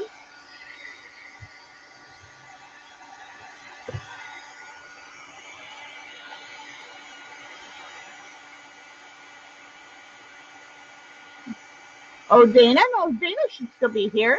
I didn't see that she left. You love the ASMR, yeah. Isn't it a beautiful color? Yeah, I mean, and I have the inks. Like I have the inks you give me. I have the inks that I bought, you know, the calligraphy inks. So anything can be used. If it's not tied down, attached to the wall, or it's not the kitchen sink, you can use it in mixed media. Focus, you freak. Come on.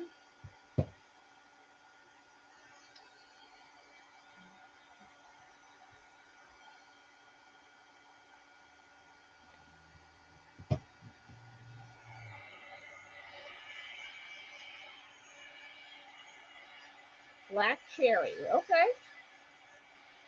On which one? And then Gig wants ochre and robin's egg. Okay.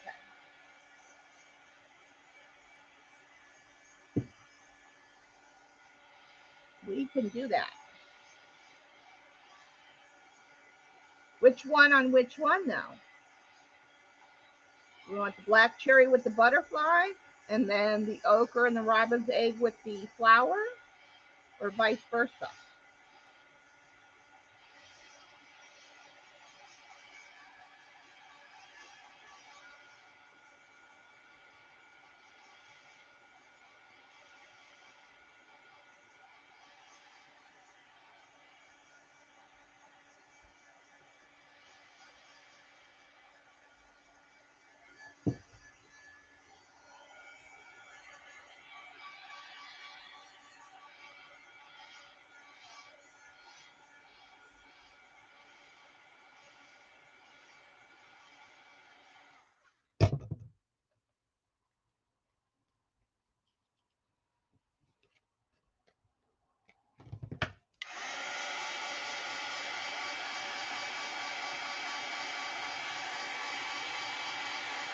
Okay, hold on.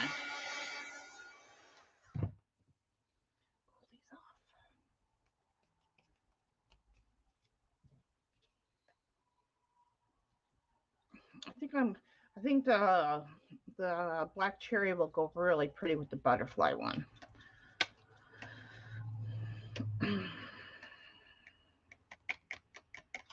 Okay.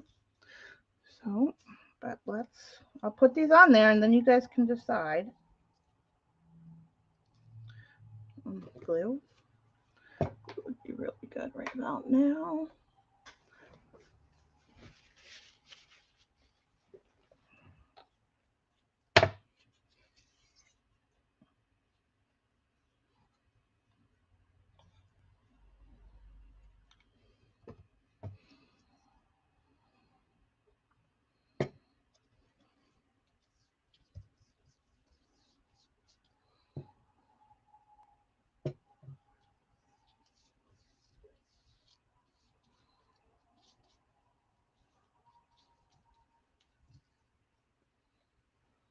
And just make sure you have enough of the glue in between the stenciling so that the napkin sinks in. That's the trick. The napkin needs to sink in.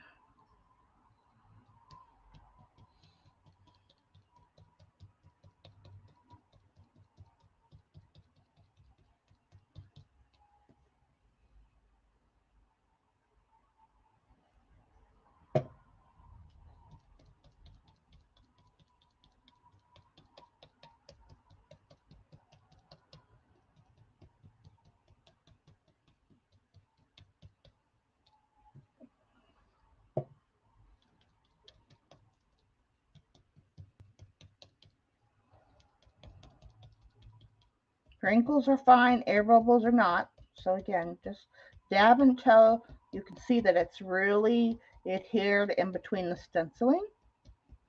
Okay.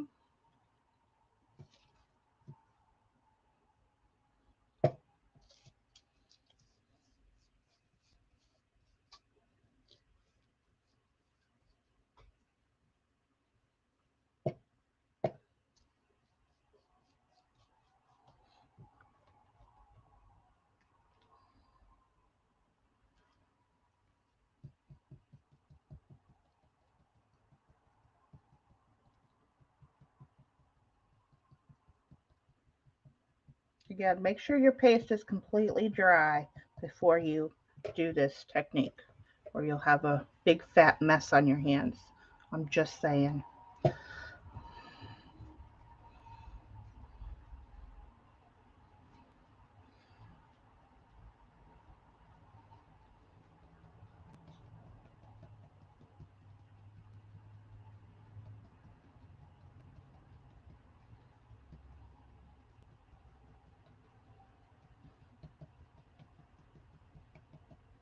Okay. I'm gonna just, I'd like to tip it to make sure I haven't gotten any air bubbles and that the napkin is completely in there. Okay, give those a second to dry. Let's see what Cheryl has going on. Where's my phone? Here.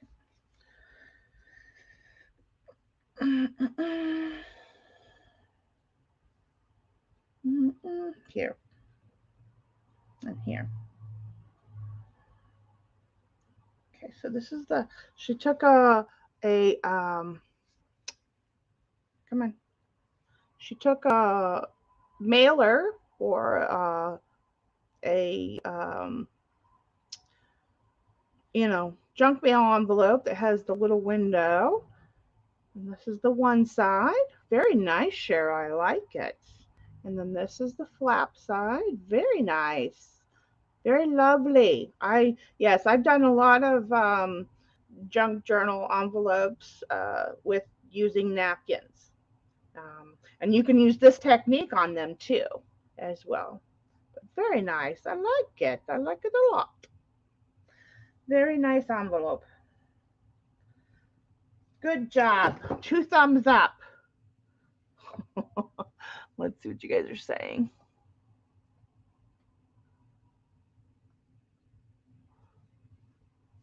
Yeah, Cheryl did awesome.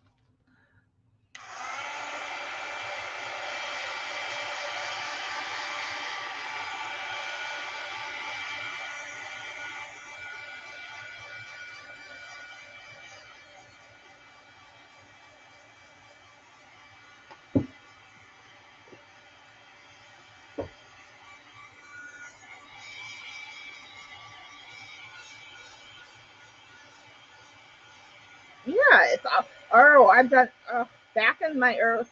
I've done that. In fact, last year I did that with. Had made handmade boxes for. I had made cards last year, and they were 3D with flowers and everything on them. And I had made handmade boxes, and then I wrapped it with my jelly plated papers. Um, but I've also done the collage and that. Um, I've done Happy Mails in the past. When I went to the because I go to a pharmacy down the street. They have a USPS. That was how I used to mail things out. Um, but I used to go down there and when I took all the envelopes. That's how she got to know that I was an artist, because she asked, "Whoa, these are really pretty envelopes. Where did you get these?" I'm like, "I made them." Yes, that person is going to be very lucky. Very nice. Okay, so again, we're going to cut off our edges. Okay, so we said black cherry on this one. Let me get out my, um, let's see if I have a black cherry color before I pull out my watercolors. Let's see what I have in the Magicals. Don't think um, I necessarily have a black cherry color, but I want to look. Pinks, pinks, pinks. Yep. That's one thing I got to get. Looks like I have to find a magical color that's black cherry-ish. I don't have that. That's close. What is this color? Oh, that's because it's the burgundy. Oh, that's a pretty color. But it's more pink. I would rather use my black cherry watercolor that Debbie made us.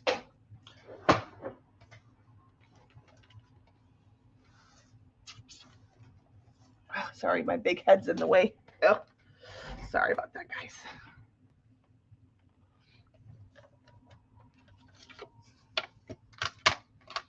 And then I'm just going to get the brush I've been using. Here we go.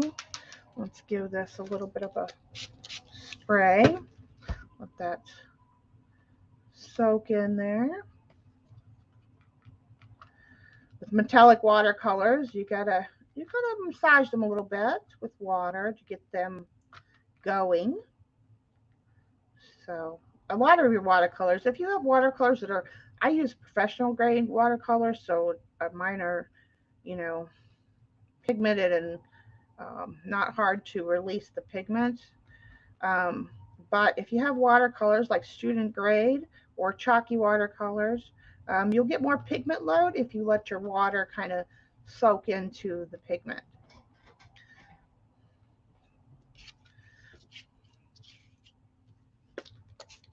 Give it a little bit of a spray. And we're just going to do the same thing. We're going to let it just do what it wants to do, go where it wants to go.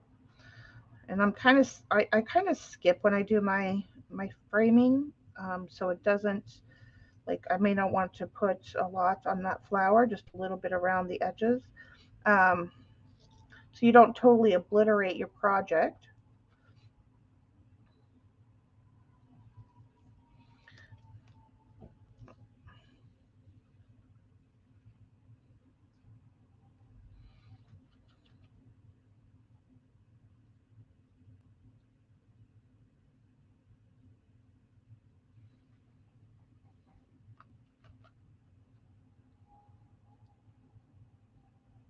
Okay.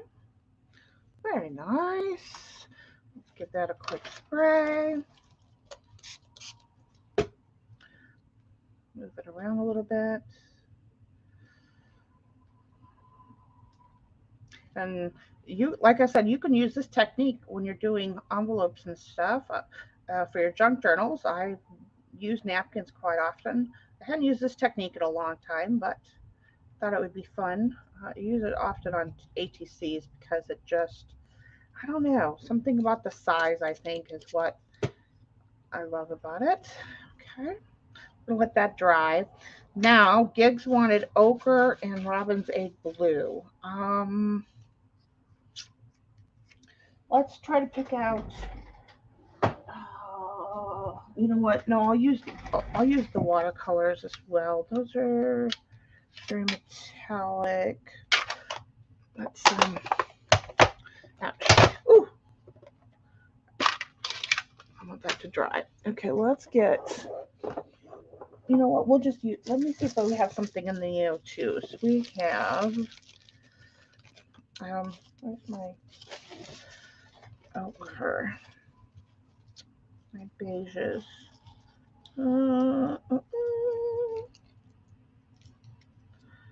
So it's flesh color. It's not as yellow as it needs to be for ochre, though. Let's see. Olive brown. That might work. Raw sienna. Oh, here's ochre. Perfect. Okay. So it will be in here, I'm sure. Oh, okay. Oh, and then Robin's Egg Blue. This one's kind of light. This one is called Light Cobalt Blue. That's too, I think that might be too bright. But I'm going to pick it out. This is turquoise blue, but again, it's very light. And it has more of that green tone. This one is more turquoise green. Nope, nope.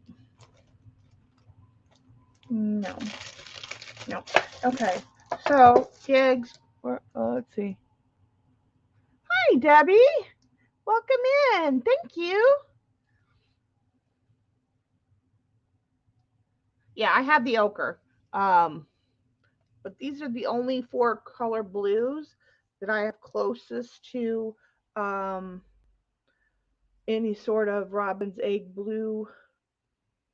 Yeah. So which one do you want, Gigs? Starting from here, 1, 2, 3, or 4?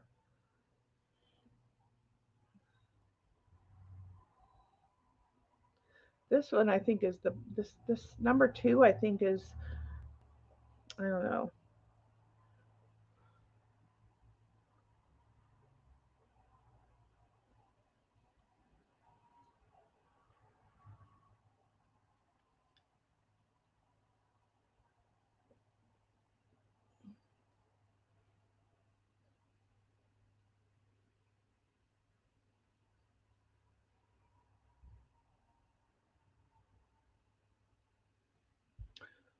Try 1 and 4.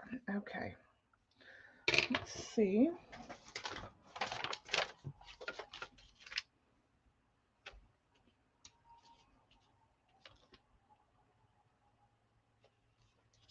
Oh, that's a dirty brush. Whew.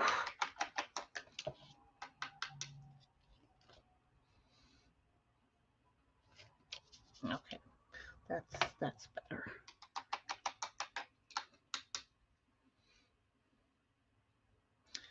I think this one's just really light. Like you could barely even see it. It's more of like a glazing color. Not gonna get much color out of it.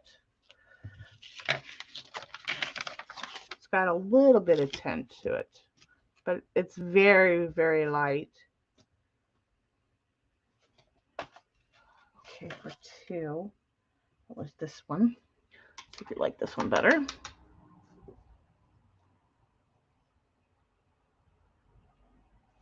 No, I won't have too much water. I think that one is more in line with Robin's Egg Blue personally, but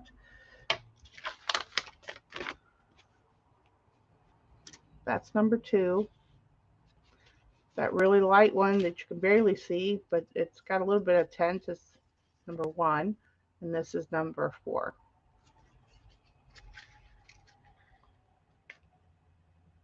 Well, it's going to get the dirty because of the ochre, so I'm not worried about that. We'll get the dirty. I just want to get the blue that you want. I think this one is most closest to the color that that's just my opinion. What do you think? What do you want, girly?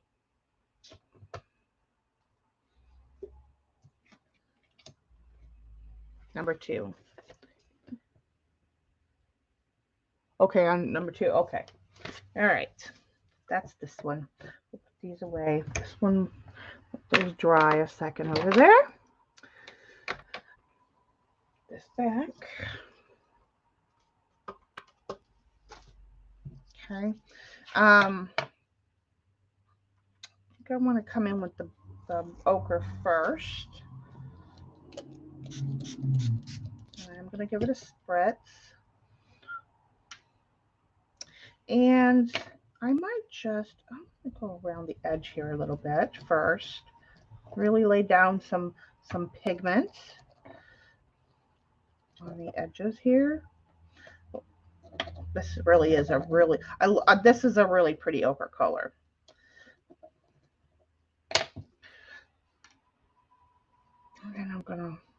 going to help the pigment dance a little bit out from the stenciling.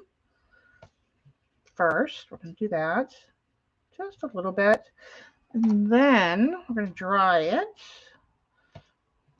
See, if you help your pigment, you know, you bring it out from the edge, you get that really nice, you know, you got the darker around the edge, and then you have that watercolor effect elsewhere. Okay, so let's dry that really quick.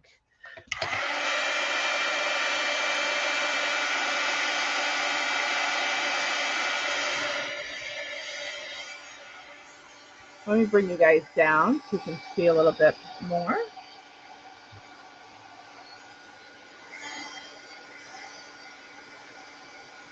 Hi, Carol. Thanks for coming, hon.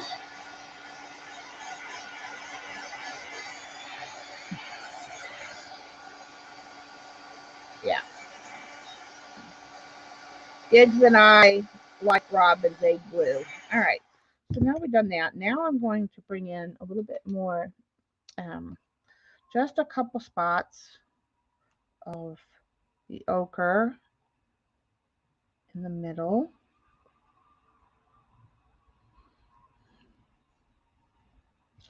In places. Just to kind of, but very, very light. Okay. And while that's still wet, I'm going to put in this blue.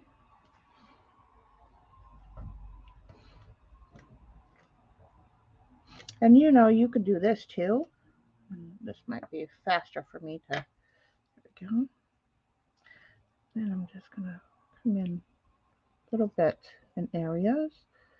Some of it'll mix because it's not a permanent product.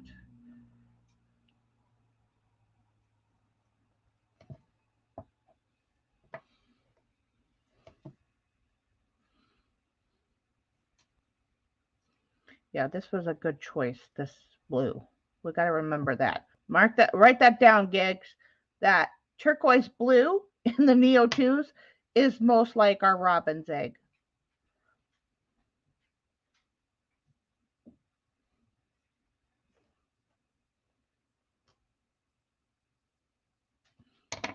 Okay, let's dry that. See if we have enough color on there.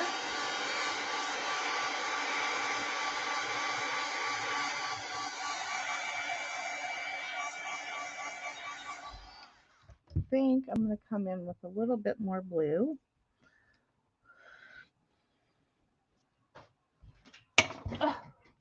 Really, Macy? Hold on a minute. She got all my.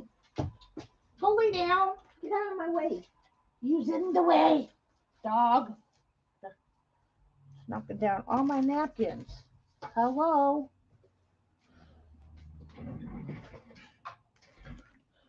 Yes, turquoise blue is most like the Robin's Egg. Probably needs a little bit more greeny tint to it, but it's the most like our Robin's Egg.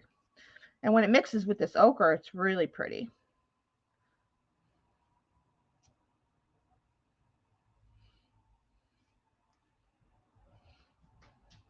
See, a little bit of pigment goes a long way.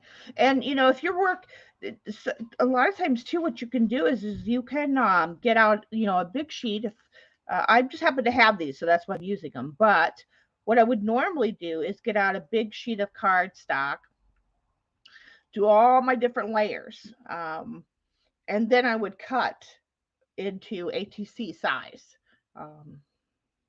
So, you know, you can work big and then chop it down. And you could be random about it or not so random. Okay, let's dry that.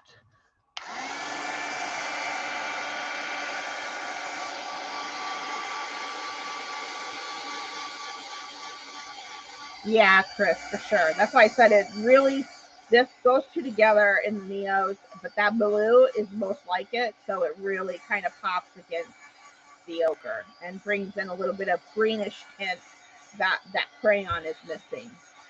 Well, it has some in it, but just not enough.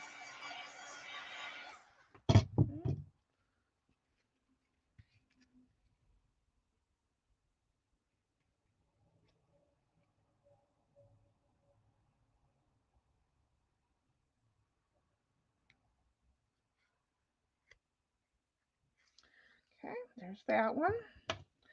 Now we've done this one, and this one. And you, like I said, you can do this on a big sheet of paper. You don't just kind of figure out, just do like you don't have to be precise, but kind of get a visual idea of where you want to do, and just go across the paper all the way down with all your different stencilings or collages and stuff, and do your layers. And then when you're done, you can cut out this part and this part and this part, so you can go a little faster than I did today, by doing it that way.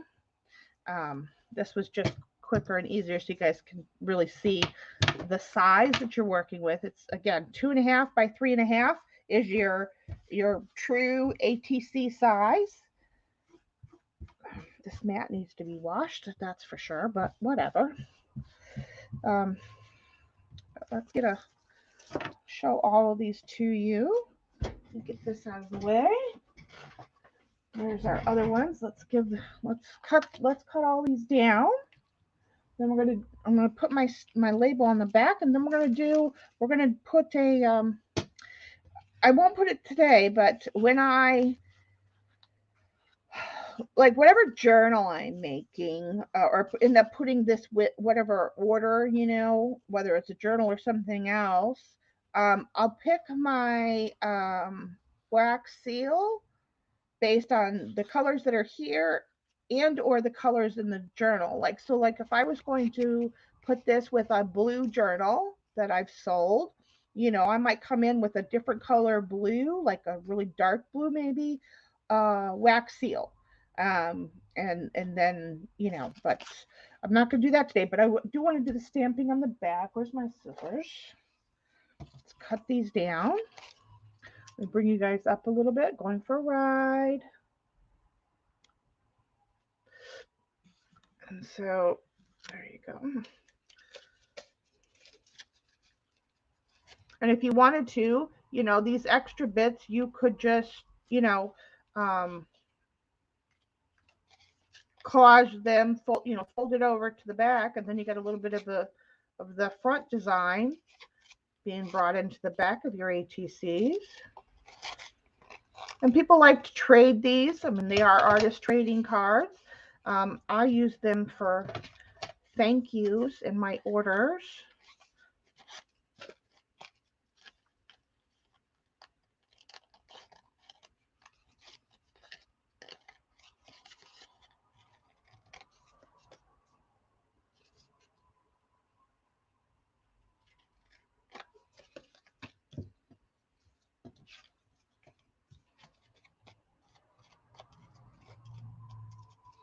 And I don't mind that the backs are dirty.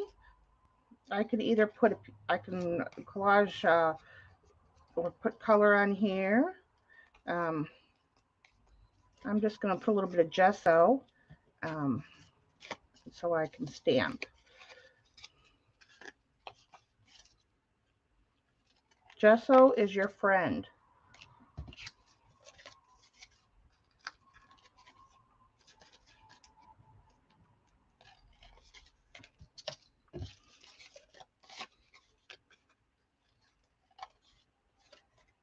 Okay.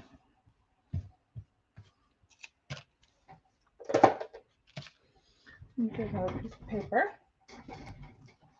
You guys can see I'm going to get something white. So you can see how you can use the different techniques and get completely different looks for your project. No, it was like that. That one's like that. That one is like that. And this one's like this. Okay, so then what I'm going to do is I'm going to take my little this.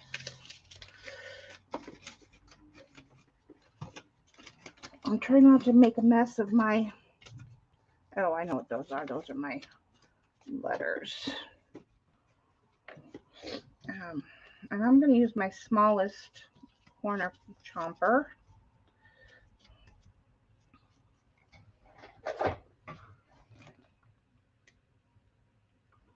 Thank you, guys.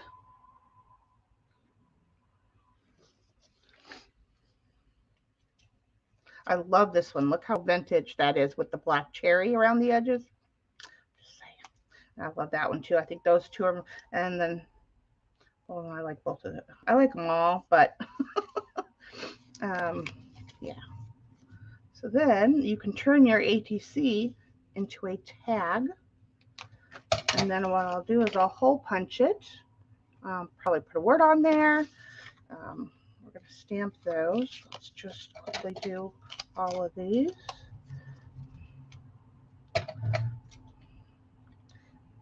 And again, I'm only cutting these into tags because that's what I want the shape in the order.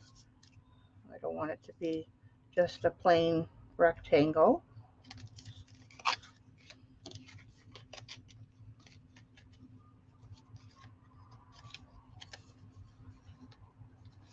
Okay, why are you not? Okay, there we go. Like, why are you not lining up?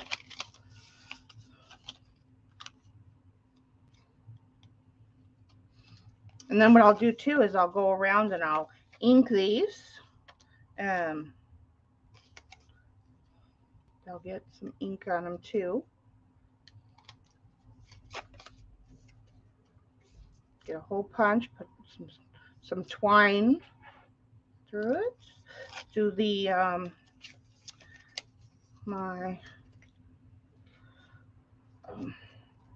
well, we could do the wax seals today too, actually, because I don't really necessarily have to match it to the journal. I could just match it to the colors on the card, because then I would match the card to the item that I'm selling. So actually, that we could do that today too. A little quick little fun with some. I bought some replacement whatchamahoots and candles for my, and they're too big, but I still work it. It's fine. Okay, so let's do the stamping first before we do any more dimensional stuff. Okay, I need them all like this.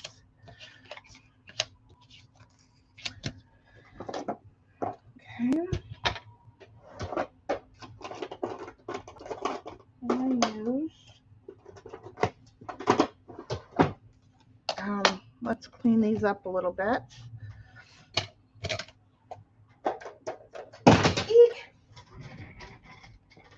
Oh my goodness.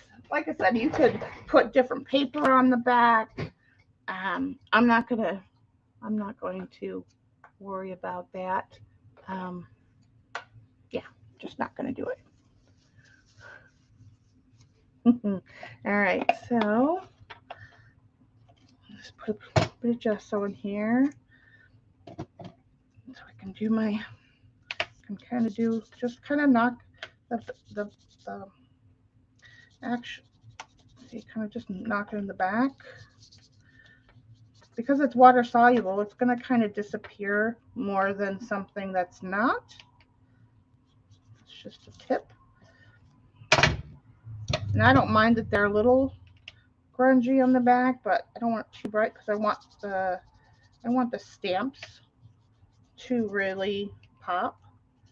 So, but I don't mind that that's a little bit dirty, a little bit grungy with the colors from the front.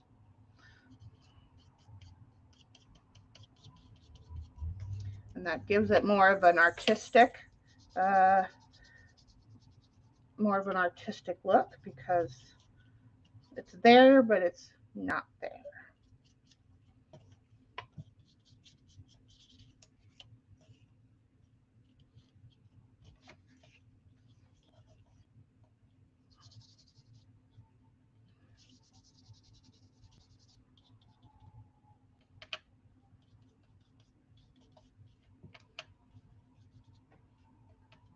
And what I could do is also, once I stamp and finish everything, I could come back through with my water soluble product and do splatters around my stamping if I wanted to. That's another idea for you guys. Make sure I'm not missing anything.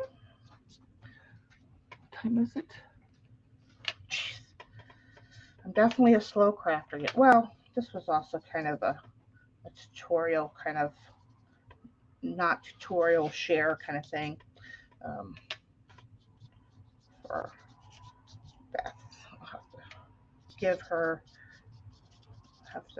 she'll come through and she'll be like, oh, I missed it. I missed the live. That one's done. This one needs to be done a little bit. There's not really much on here. This one's pretty clean, but I'm going to do the same treatment just so it gets something, so it feels, because it's more, sometimes it's about what the person can feel when they touch it. So they'll be able to feel that I've done something to the back in addition to the stamping.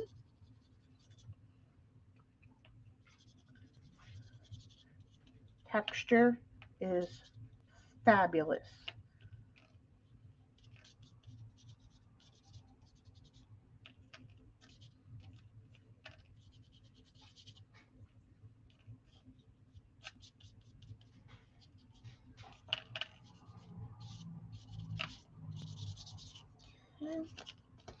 And then I feel all textury a little bit. Let's see if this one's done. Yeah, okay.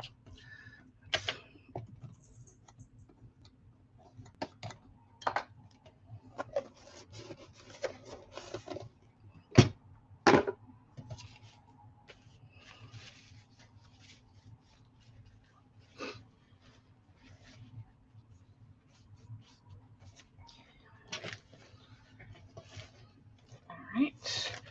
No, don't fall. Now I'm trying to lose all my napkins. Okay, that away. Let's give these a quick dry.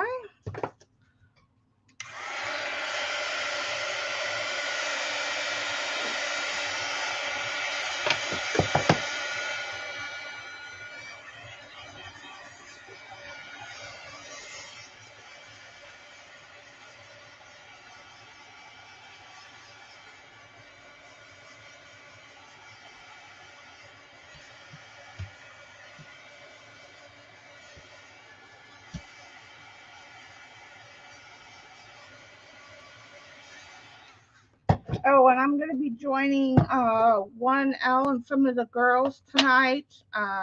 If they have room, that they do up to 6 people, you know, because it's through StreamYard. For like, it's like a craft and chat. So it'll be this evening. I think it's 8 Eastern. Maybe. I can't remember. But it's on Michelle Scott's. No, it's going to be on Kip's channel. Debbie Kip, some of you may know her. It's on Kip's channel tonight, I think. All right, so I'm going to do it like this. And I'm going to get my thank you.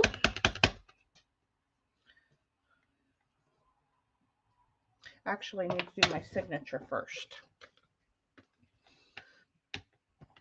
because that's going to tell me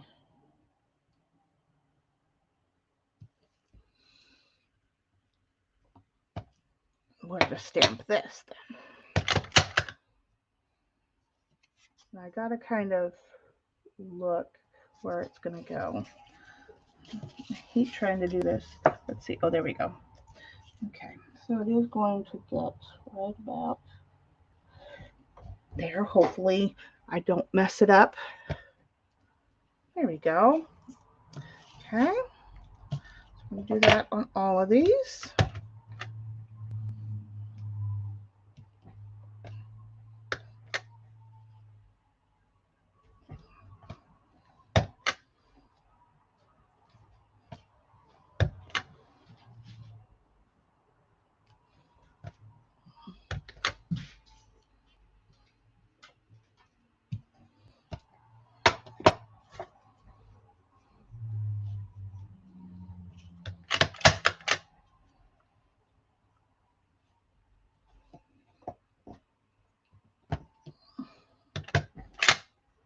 Come up a little higher, Shauna. A little higher. Yes, yes, you can. There we go. That's better.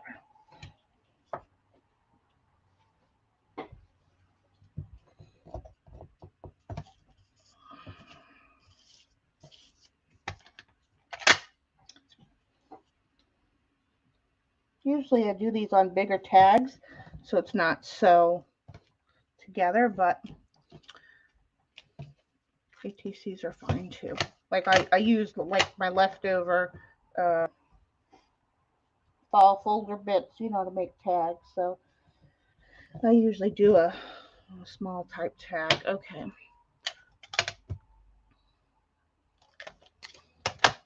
If you wanted to too, another thing you can do with your, where's my, your water soluble medium. Let me make sure this is still, I had the top just came off. Oh, there you go. Make sure it didn't dry up. Is you can use your water soluble products to stamp with. You want less water, more pigment, so it's a little bit viscous. Or if you're using watercolor pencils, you can color, or even with the crayons, you can color directly on the stamp and then lightly mist it. And I mean very light. You just want to give it just a very light moisture so it makes the pigment do something, right? Okay, so those are over there. This is done. Okay, these are quick zaps.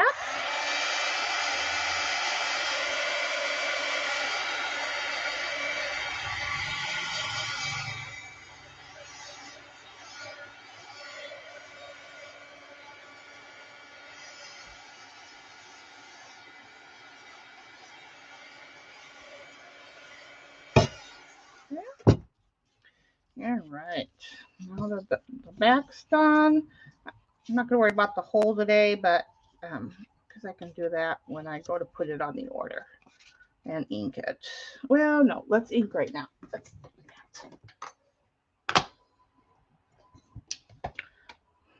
Because that's part of the aesthetic. So I'll go ahead and just do that right now.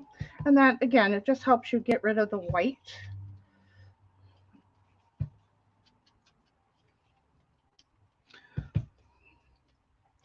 And hello, hello. I think we got some more faces up in the wallflower seats. You do have to be subscribed for at least 3 minutes to join us in chat. We'd love to have you come down and talk with us. Chit chat. We're almost done here today.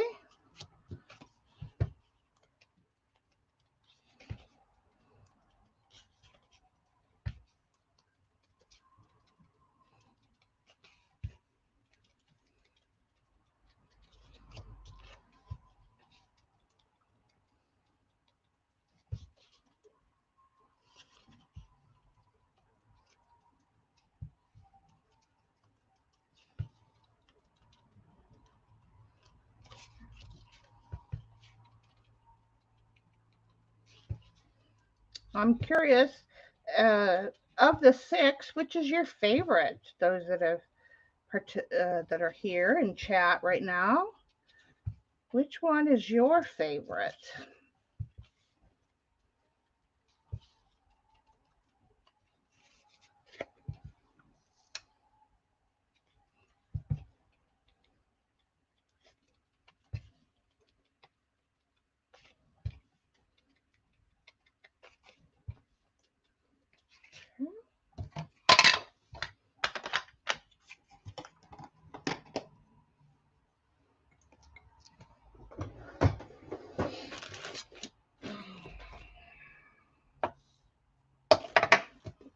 Can't use that. I have to hold it manually because, again, I didn't realize they were so thick or so wide when I bought them. Let's see. Robin's egg blue. Let's put, don't really have that color, but we'll go ahead and put some bronzy color together. And I don't never clean out my spoon. I just keep the colors going and they get all mixed up and I don't care. It doesn't bother me that they're kind of all mixed up.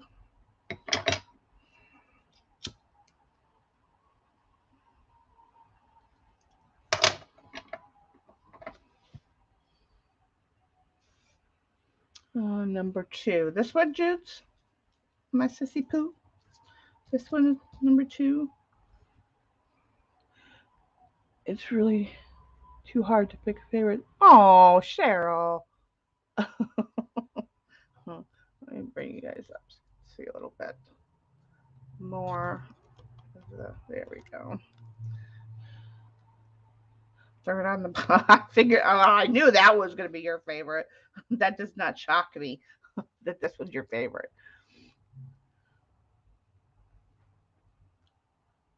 Third one on top row. So these two are the ones you like the most. Yeah, I can see that.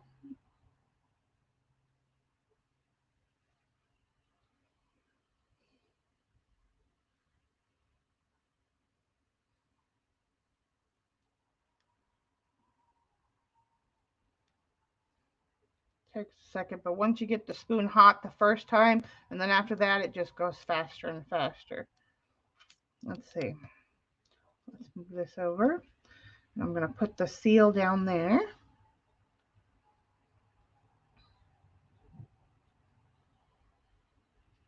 Bottom right, so you like this one too. Hi, Pearl. Welcome. Welcome in.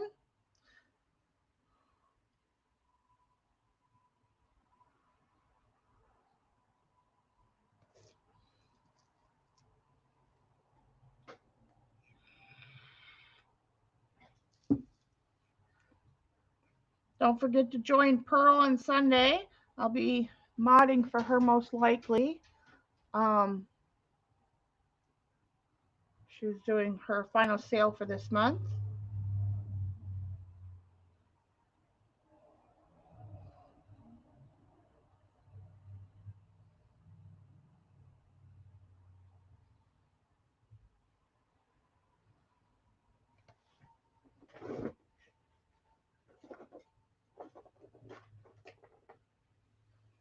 And then I give it a little stir. Get those cubes in the hot wax.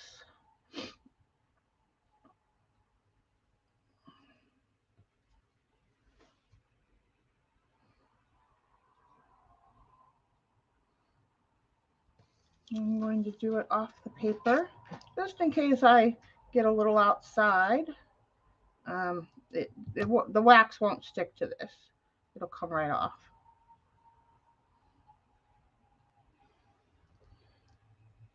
Going to have to go back and watch beginning to see how. Aw, thank you, Pearl. Yeah, just a little bit of fun we're doing today. Nice, Pearl. I can't wait until tomorrow. Or yeah, tomorrow. Today's Saturday. Uh,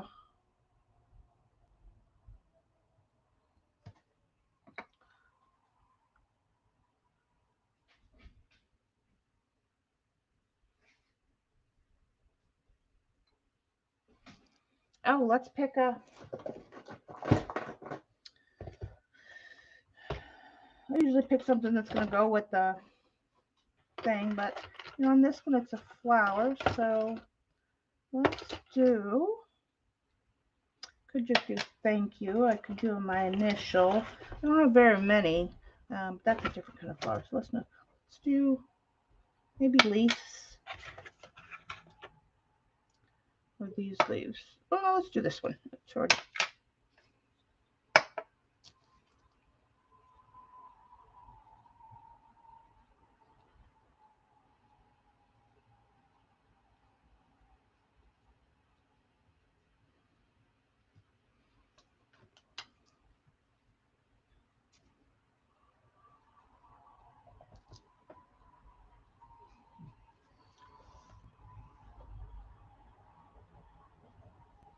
The top right one for you.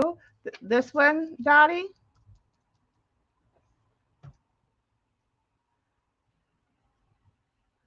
I can send it to you. Absolutely. And then just imagine, you know, the little hole and some twine. And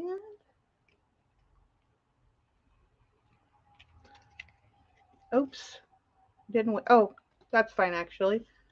Looks a little more artistic, but I don't think the ink was Or maybe it's because of the gesso. Probably because of the gesso. That's right. Because I don't think I dried it all the way, which is fine. It doesn't matter. But yeah, so then they get a little something they can keep, and they could, if you really wanted to, you could cut out or pop off the wax seal when the time they get it, it'll be nice and cooled and everything, and then use it in a journal or something like that. Um, this one, okay. I'll send this one to you, Dottie. What color? I have like all the colors of the rainbow. What color do you want on there? This is a really vibrant pumpkin orange. This one. This one's a little bit on the yellowish side. But we have pinks, blues, greens. I have some like brick color up there. Some silver, some metallic greenish color. This is a real burgundy color there as well. Let's take off the glare so you guys can see. This is a chocolate brown.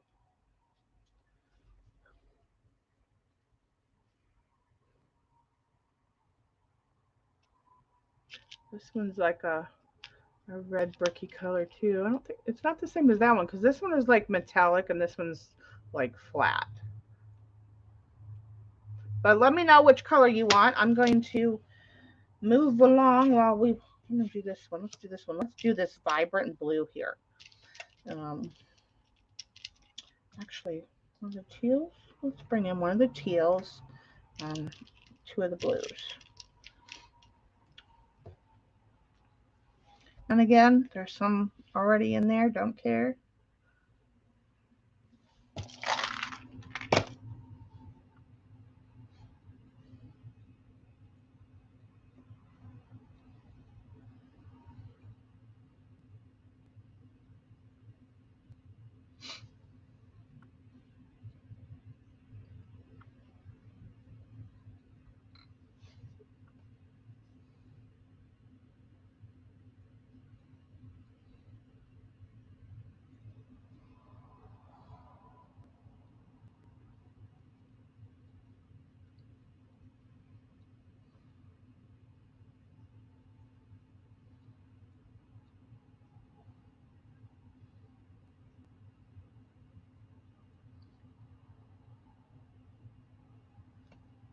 So quiet. Let's see.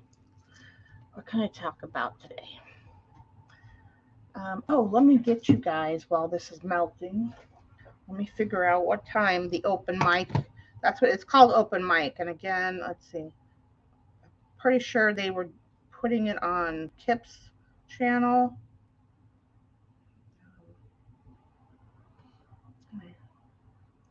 Find it.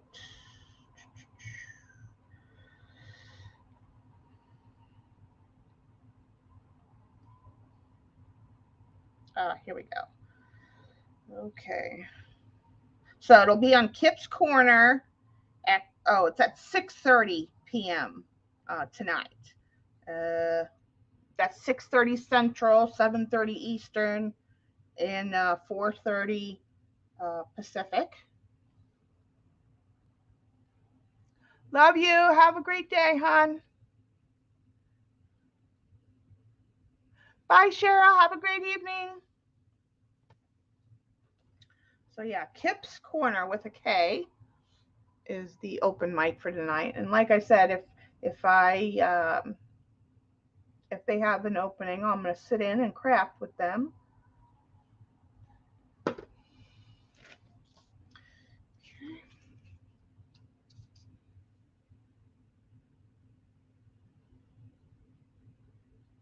See, it's nice because that bronzy color kind of mixes in with the blue and the green. Because it's dirty. Do I want to use this one? Yeah.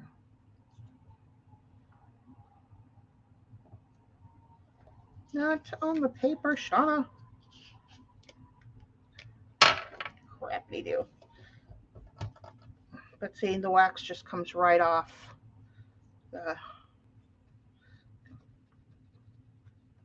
ouch, the wax does not like to come off paper. I could like remelted a little bit, but not even going to worry.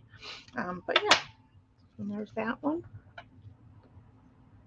And then I like to get out this pen, and it'll really make the design pop.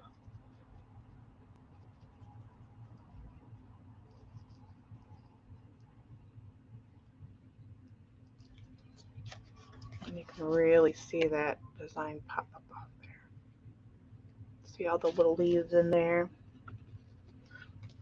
And I have a silver and gold, but you can use the metallic waxes too. Like look,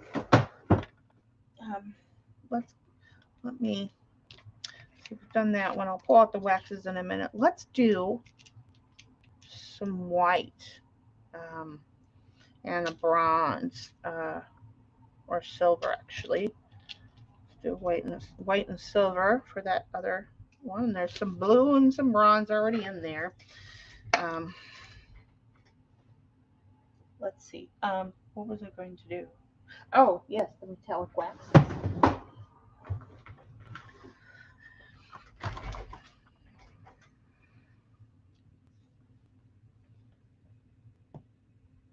The pen, this, where did I get the pen? These pens came with this set of waxes. This was a gift from Gila, but it came from Amazon or through Amazon. So, but yeah, these are, it's called Sta Metallic Color Pen. Let's see, water-based ink, odorless, silent-free, for opaque writing and decorating. So any kind of opaque metallic pen should work. Light fast and something. But yeah, the only brand name it has on it is Sta Metallic Color Pen, and it came with a silver and a nice, pretty bronzy gold. I don't have the packaging, so I can't. I don't think I have anything with the packaging still on it.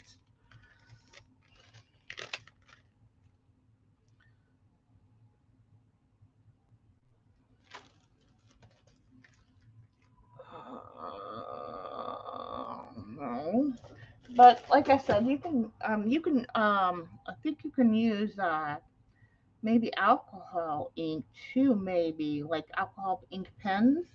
I don't know. I don't deal with alcohol ink, but that might be a possibility for you to try. Um, you just need something that's gonna um, adhere to the wax, right? So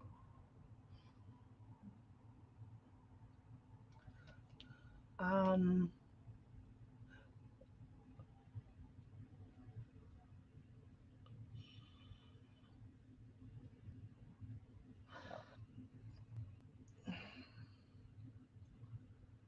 yeah, but like I said, the pens came in the set with. I think you need to look for first look for the waxes in a set thing, and see if there's. I'm sure there's some with pins in it. Um, yeah, but this one is just. This one is. Let me get out a different one because this one is driving me crazy because it's being drowned by the wax. Let me just get out one of these. This will be better.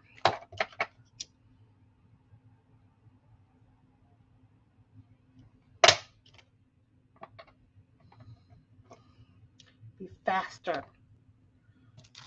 Smarter, not harder, Shauna. Work smarter.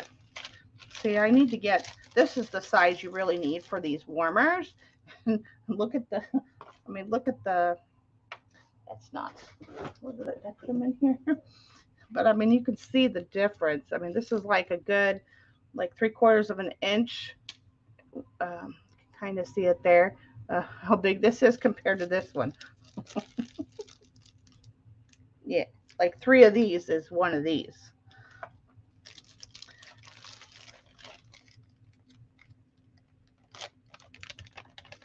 Oh, there you go, Chris. Yeah. Let's see, it just melts faster when it sits here on the proper.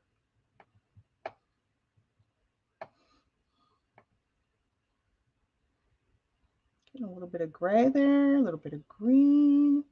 Just gonna, getting a very like minty color. A white, very light white minty color. Okay,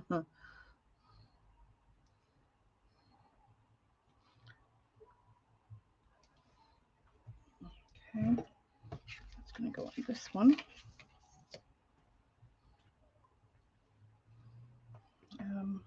Let's see, let's put this one up there.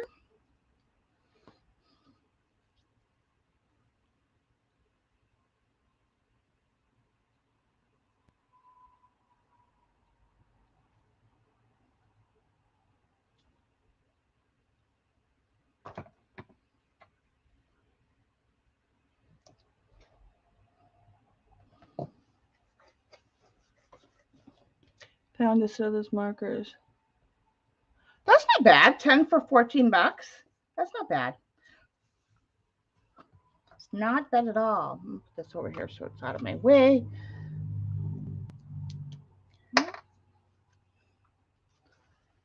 That's the color on it so far, the detail. All right, let's pick. Let's do.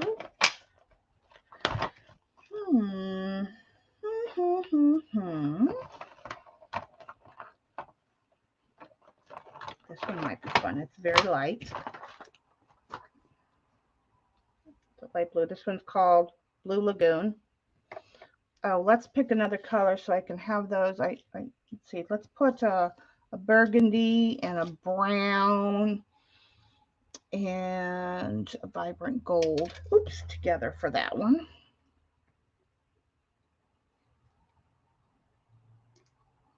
Okay, let those heat up while we're fussing. That's what I usually do. I usually just let it heat it and go.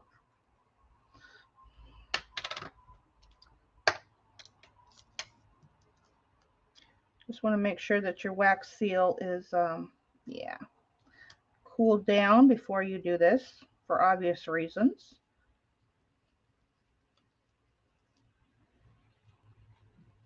Yeah, the waxes work beautifully. Much prefer the waxes and smell-o-vision. I'm just saying. I love Fin Bear's waxes. Oh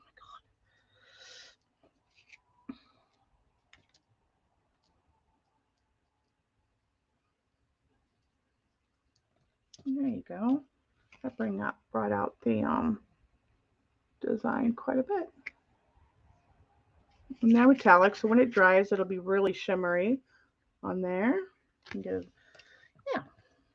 So this is another great. If you have, maybe you have, you can use wax pastels on here too.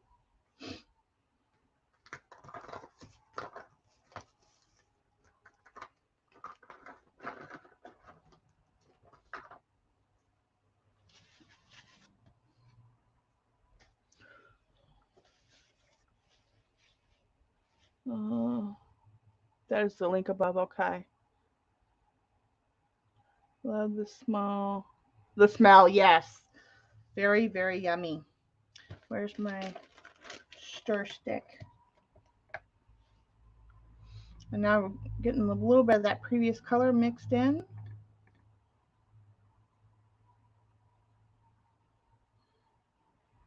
Which is A-okay.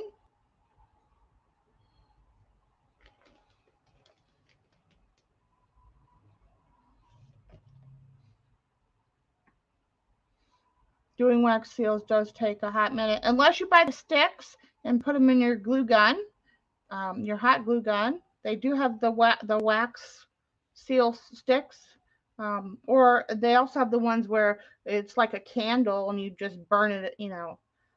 Let's see, where are we going to put this? I'm thinking maybe right up here.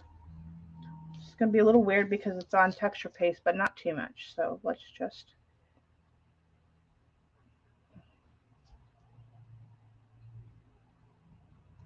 That down.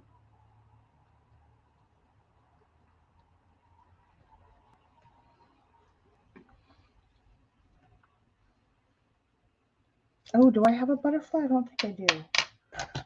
No, I have the bee. That's right. Okay.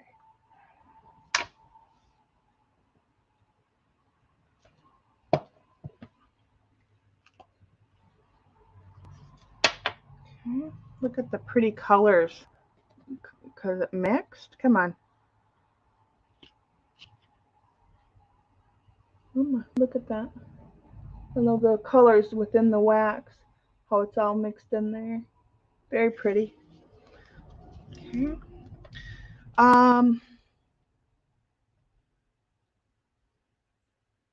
yeah, it does. You know, I mean, imagine getting an order from somebody and that, you know, and then you have one of these attached to it, you know, and it has my signature and everything. Yeah. Um, that's Dottie. Did Dottie pick a color yet? Dottie, what color do you want on your ATC tag that I'm going to send you? Tell me a color family. Let's see. We're going to do this one next. We did some light gray in the background. Maybe let's just do some silver and a mauve, no, metallic pink. Yeah, let's do that.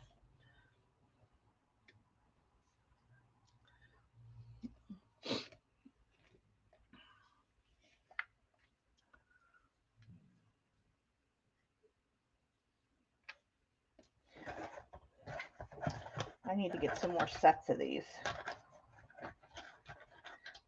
I like my wax seals. There's another company, Caspire is real popular right now. People are becoming what do you call it, affiliated.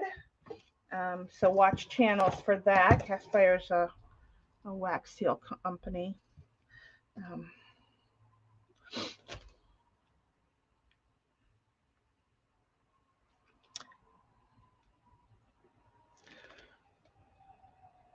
nice. Donnell, wake up, Nemesis, right?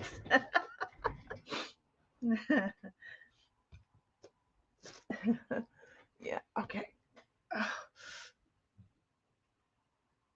Yeah, I'm going to finish these two and then I got to go because I've already been sitting for 3 hours.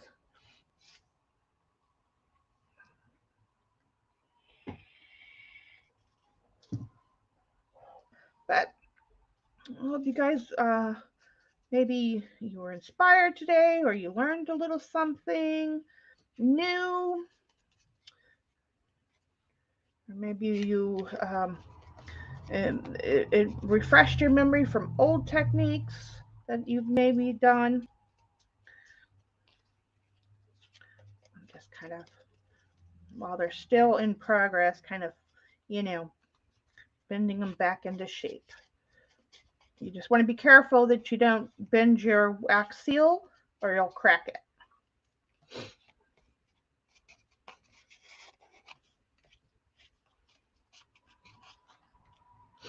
Okay. This one is going to go right behind the flowers there. You just have to wait until the wax is soft. It doesn't necessarily have to be fully melted. It just has to be soft.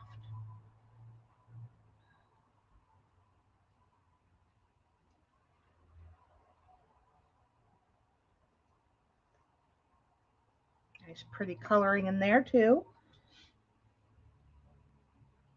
Oh, the paper. I know this one's going to kind of probably go over the edge a little bit. Got a little bit on the flowers, but that's all right. That is all right.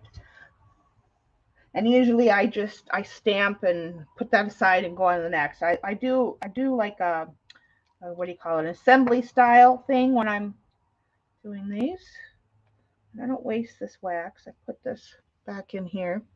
So let's see, this is more of a pink color, so we'll put it there.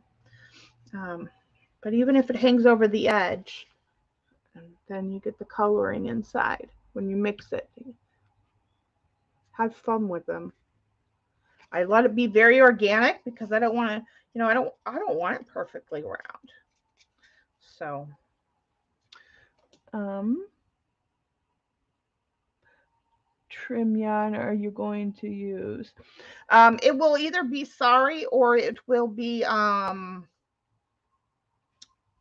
twine or either it. I might pull an embroidery thread that goes with the color scheme.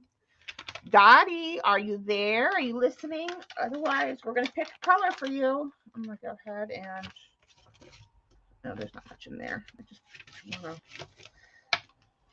when it starts to get yucky on the back of the spoon because it, ouch, be careful.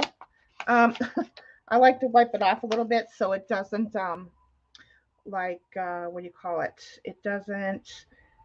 It'll drip into the candle and then you'll have overflow and all that. So I usually wipe it off after so many. I don't know. I just kind of eyeball it, but you get a lot of the black wax because it'll sit there and cook.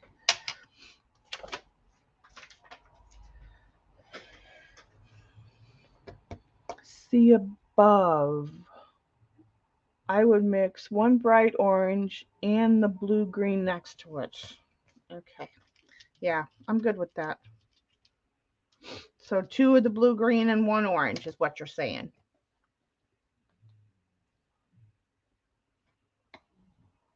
So two of the that'll go really well with her colors. We're just gonna put that in there. That's what we're going with. Yeah, this orange is very much a pumpkin orange. It's very much that color.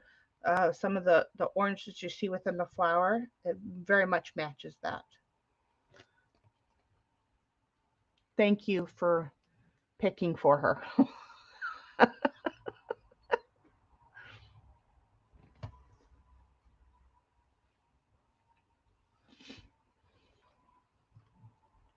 And again, get a little bit, a little tiny bit of silver in there, and a little bit of the pink. But it'll be, it's background colors. But I love to mix them unless I'm going for like more of a if I'm doing like an envelope, a faux seal on the envelope, I may stay like one color family, like the bronzes or the rich burgundies, because back in the day they didn't have all these colors. They had red and all that, but you see how it's kind of melting, but it starts to get soft. You don't Like I said, you don't have to wait. See how that one's very soft? You don't have to wait for it to fully melt to do these. And if you're doing an assembly style, you just kind of keep going. Yep, I just let it get in there, get a little soft and hot. There we go. It's a nice natural. Let's see. Let's put. I think I'm going to put it right here. Woo! That would have been a waste. Well, no, I would have let it cool because it would have landed on here, and I would have let it cool, and then I would have put it back in the spoon and used it. But let's see what we can do here.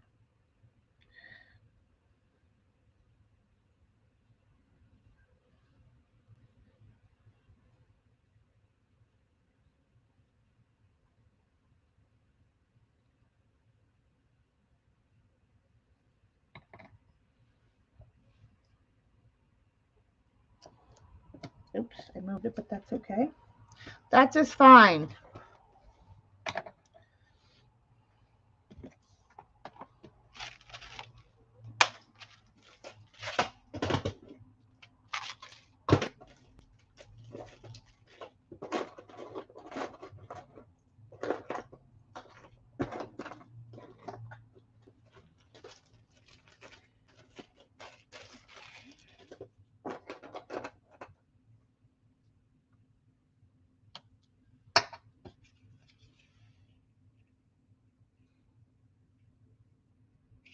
Okay. Now we need to put.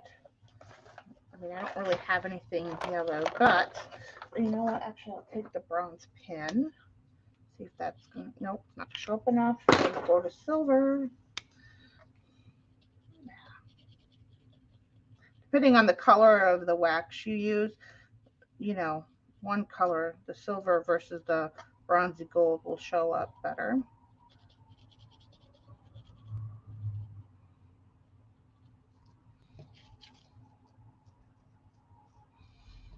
Okay. This one, let's use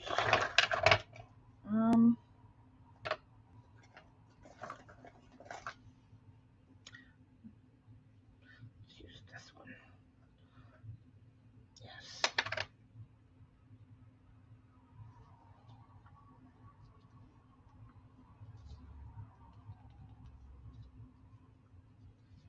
Yeah. Yep.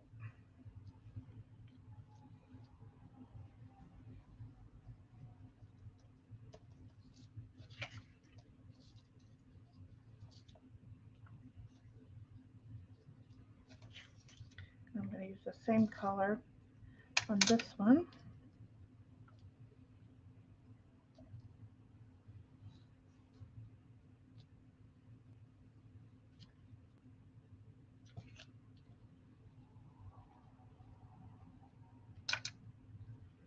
Maybe a little bit of silver too. Oh yes. Yes, I'm going to use silver in places, like around the edge. Very pretty. Oh, I like it. I like it a lot.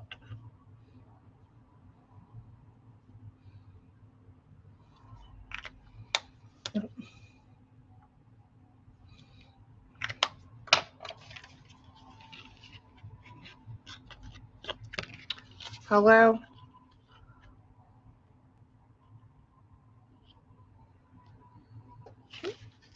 Okay.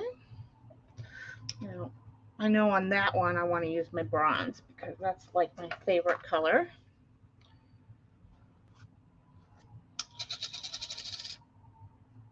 I think I'm going to use a green on that one.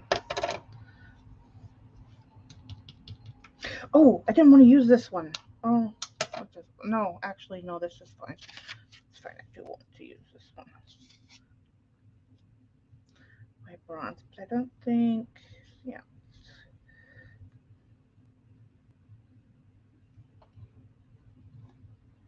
Okay. This one. There we go. Let's do that. Let's do brushed iron. Let's move you out of the way.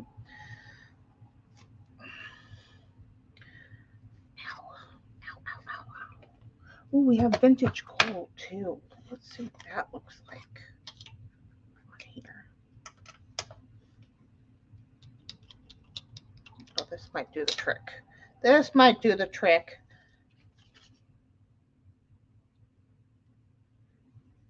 Nope, blends in too much. Hold the phone. I'm going to put the rest off my finger. And then let's add in a little bit of the silver. Oh, you guys can't see what I'm doing.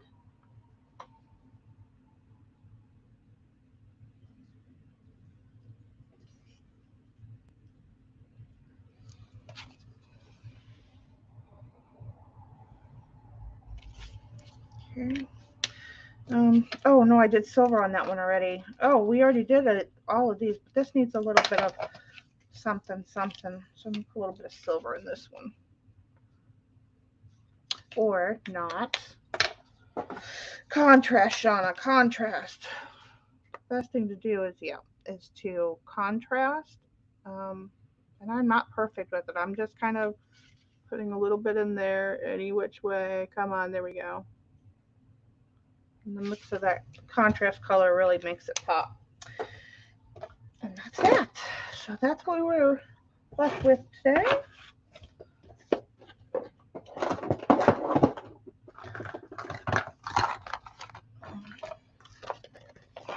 Thank you. Now she shows up, right? Okay.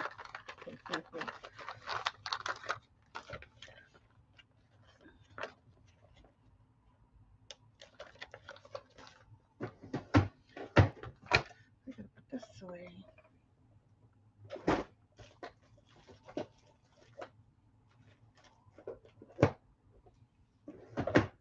lighter stir stick. Okay, fluffy brush. Okay, so that is today's fun. Hope you guys enjoyed it. And Beth, when you watch this video, if you have any questions, email me, put them in the comments section. I would love for all of you to comment after any live video as well. You don't have to comment only on the regular videos, but you can after the stream is ended, you can go and comment in the comment section.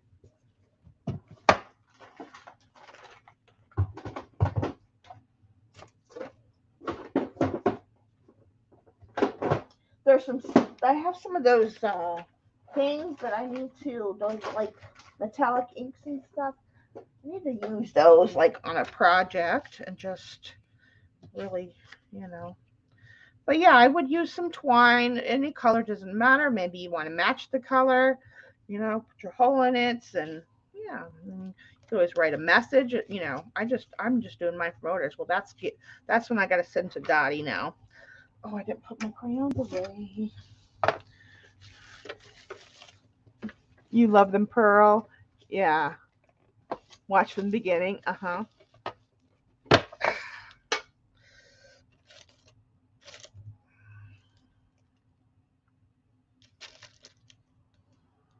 All these are keep them in here.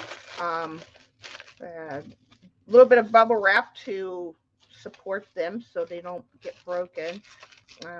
And then the plastic to keep them dry after I've let them sit and dry for a couple minutes. But this pen doesn't like the bubble wrap that's on there. Whatever. It keeps them secure. And then I just put my little tin back in my drawer. And all is well again. I need to pull out my Neo too more often for sure.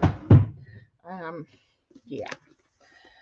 All right, so that's it, guys. Thank you. I'm glad you guys enjoyed today's live stream. Again, if you have questions or you feel like commenting below, that would be great.